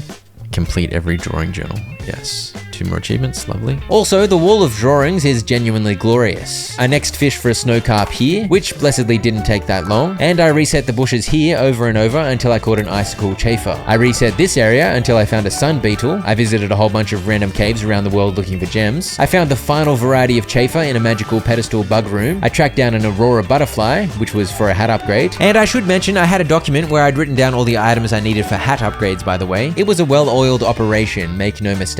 I dug up a pen shell, which finished off my fish collection, and after some donations, the museum was officially more than halfway complete. I bought a newspaper from the Village of the Sun and learned that the sun beetle can sometimes be found on trees in these specific areas of the jungle. So I spent some time resetting, but it simply refused to show up. But a pedestal showed up, and there was a sun beetle in there. So I went in for the catch. Oh, I got the other bug got in my way, dude. That's so annoying. I gave up on that and returned to hunting down specific gems. And lucky for me, another pedestal soon showed up. And this time I swung my net true and snagged a sun beetle. That's officially all of the beetles collected, all of the chafers, all of the flying idiots, and all of the fushies. The shiny rocks don't respawn when you reset an area. I guess they respawn after a timer or something. But they do respawn if you exit and reopen the entire game. So for some of the more elusive gems, I developed a new strategy of quitting and reloading to speed up gem collection. I was very happy when I finally found the 3 opals I needed, but then I realized I'd never donated one. I'll have to go back and get another opal. But that's the gems finished. Alright, so I've done all of the museum except for the artifacts. The artifacts is its own separate grind. When I found another opal, I was indeed done with my gem grind, for now at least, and the only other thing I needed to upgrade all my hats was a ton of money, so I sold a bunch of crap and I soon had over 10 grand. I was then ready to begin upgrading, but I was off to a bad start. Start with the knight's helmet. Oh, I need another sun beetle for that. Oh. The sun beetle seemed to be the hardest bug to get, and it got worse. I need 3 golden leaves. I just sold them. Damn it. I actually had what I needed to upgrade the ancient monkey's helmet, but it could be upgraded again, so I was gonna need more turquoise. I continued upgrading, and these were all pretty expensive, but I'd been hoarding goodies for the whole game, and as you saw, I'd spent a couple of hours collecting a bunch of targeted items. So before long, I was up to 78 out of 87 hats collected. There are 5 more hats that I can upgrade. I'm missing this helmet, which I can upgrade twice by the looks of it. What the hell is this? This helmet, which looks like it's a one-off something rather. I got back to the grind, starting with golden leaves, which didn't take long, and then a bunch of glowing leaves, which also wasn't too bad, more gems, which was a bit of a headache, and... Okay, so I just had to find a YouTube walkthrough for this. This is how much of a goose I am. Look, I've been in here like 30 times now. This was a hat the whole time, and I just never picked it up. I thought it was just one of those bombs you can move around. So I was like, I don't need that. I can just headbutt. It's all good. And so I just never picked it up. After another juicy grind, during which I somehow made my screen recording a quarter of the size, I upgraded most of the remaining hats, including the new jelly bomb hat, which just needed jelly ore to upgrade twice. With that, I was up to 85 out of 87. I still needed the sun beetle for the knight's helm upgrade, but I was hoping to find that in a pedestal rather than having to grind for it. I tried on some of the hats. This has a chance to steal items from enemies. This might be one of the best hats. 20-second cooldown and it's 10 seconds of run speed and attack damage. The improved crystal ball shoots 5 spitballs. Impressive. The jelly bomb hat makes you explode.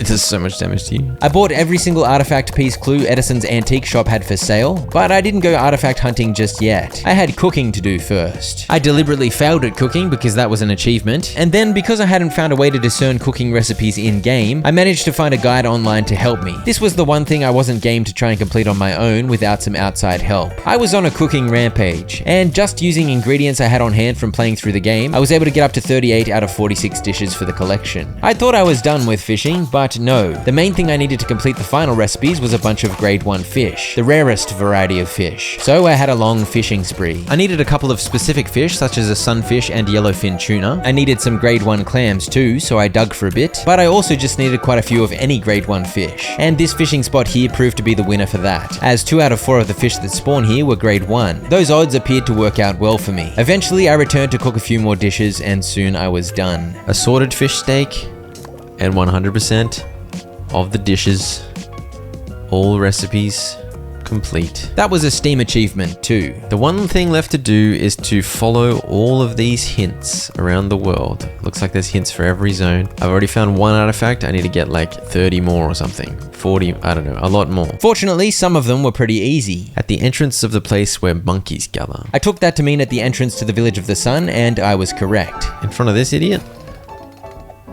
No. Are you still depressed? Yeah. I gathered that this set of clues were all for artifacts found in the jungle, so I did my best to use the image and the little riddle in the tooltip to find what I was after, but I had some trouble connecting the dots. I kept at it and eventually made progress. Here? Oh, okay. Okay. Oh, wait, what? Oh, what the hell? I thought that was for a different zone. Between rolling objects. So I somehow accidentally found that one, and that's how I learned there are a few more to find in the jungle. Fortunately, there were 2 new clues that were pretty easy for me to follow, so that pushed forward my artifact hunting progress nicely. But you get the idea. I kept at it, referencing the map frequently and searching around like a maniac, and eventually I'd found all 7 artifact pieces of the jungle. I had a problem though. I'd been using Sung Sung balloons to fast travel willy-nilly while on the hunt, and I'd run out, which was rather inconvenient. So I sold absolutely everything, except for what I needed for the knight's helm upgrade, which I still hadn't completed. I ended up with over 40,000 gold. I reset this area until a balloon dude showed up and bought 321 Sung Sung balloons. I hoped that would keep me going as I searched all over the map. I next headed to find the artifacts buried in Moonlight Forest, but I was having serious trouble. I felt like I was getting to the right areas that the clues were suggesting, and yet I only managed to find 1 artifact in about 25 minutes of searching. And then I realized something. Oh, wait, what? Wait. You can click on them? You can press A on them and it shows you where it is? What the hell? Since when? Alright, this is gonna make it way easier. Thank goodness why am I so dumb, dude? It says in the bottom right, interact, but I never thought. So I was right, this is the storage area. It wants me to go here. Oh, dude, there's no way I would have gotten that without the specific instructions. Okay, thank the Lord. Yeah, I'd been looking in the right areas, but because I was too much of a goose on the loose to find the actual whole dang map they gave you with each clue, I didn't know the exact spots to dig, so I'd been very confused. I'm amazed I somehow got all the jungle ones, honestly. But now that I had the full clues at my disposal, things went much quicker. And this was actually a pretty fun exercise as I bounced around the world treasure hunting. Even still, it took over half an hour on the hunt. So imagine how long it would have taken if I hadn't realized there were maps available. I got them all. Hell yeah. I'm so close. So close to 100% indeed. Somewhere in my artifact hunt, I'd caught a sun beetle in a pedestal room. So I finally upgraded the knight's helmet. And then it was time to take the artifact pieces to the museum and begin repairs. 4 of the artifacts were statues of the divine beasts. And these launched me into cutscenes fleshing out some of the story. I completed them in the wrong order in-game, but for the video, let's of course watch them in the right order. They were all flashbacks, and the first showed Tao and Rano chatting. Tao had done the wrong thing. He'd given gifts to the creatures, such as bestowing the gift of fire upon the shrews. He was trying to be generous, but it wasn't in God's timing. The second cutscene showed a frustrated Tao, questioning why he wasn't allowed to give gifts. And in that moment, the evil god began to whisper in his ear, tempting him with the notion that if he convinced the other divine beast to separate God into fragments, he'd have an opportunity to steal God's power. And then he could be as generous as he wanted without having to answer for it. When I completed Enki's statue, it showed the moment Enki separated God, using Tao's suggestion of how to achieve this. It doesn't make sense that Enki would choose to do this to God, but if you recall that temple that had God's reverie in it, the evil part of God, it makes a little more sense. But kind of not really.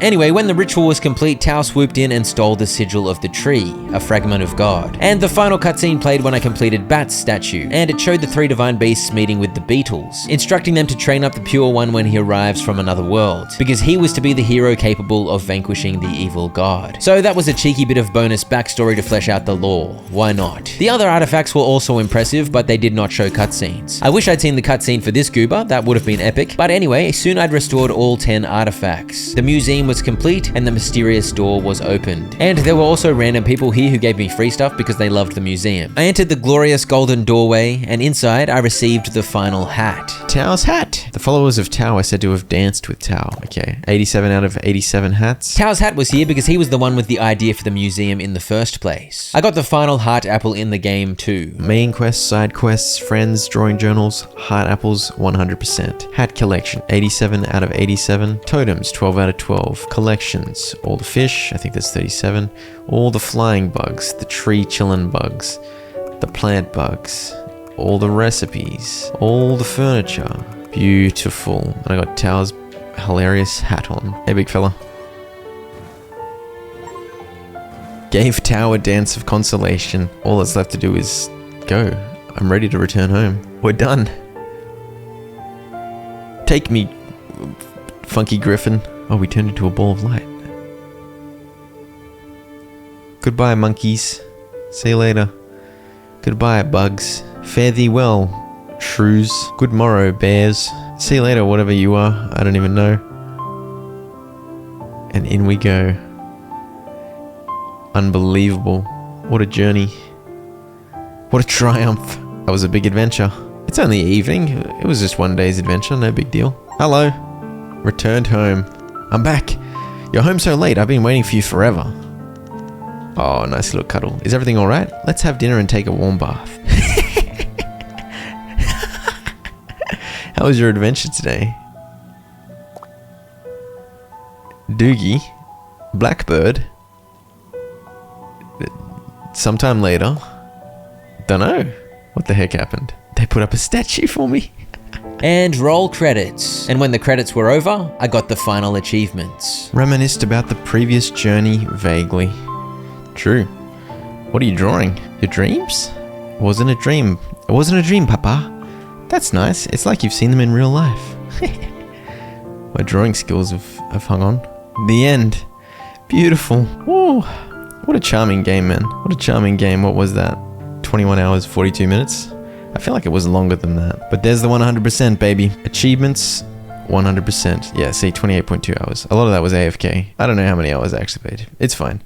100%, baby. Complete.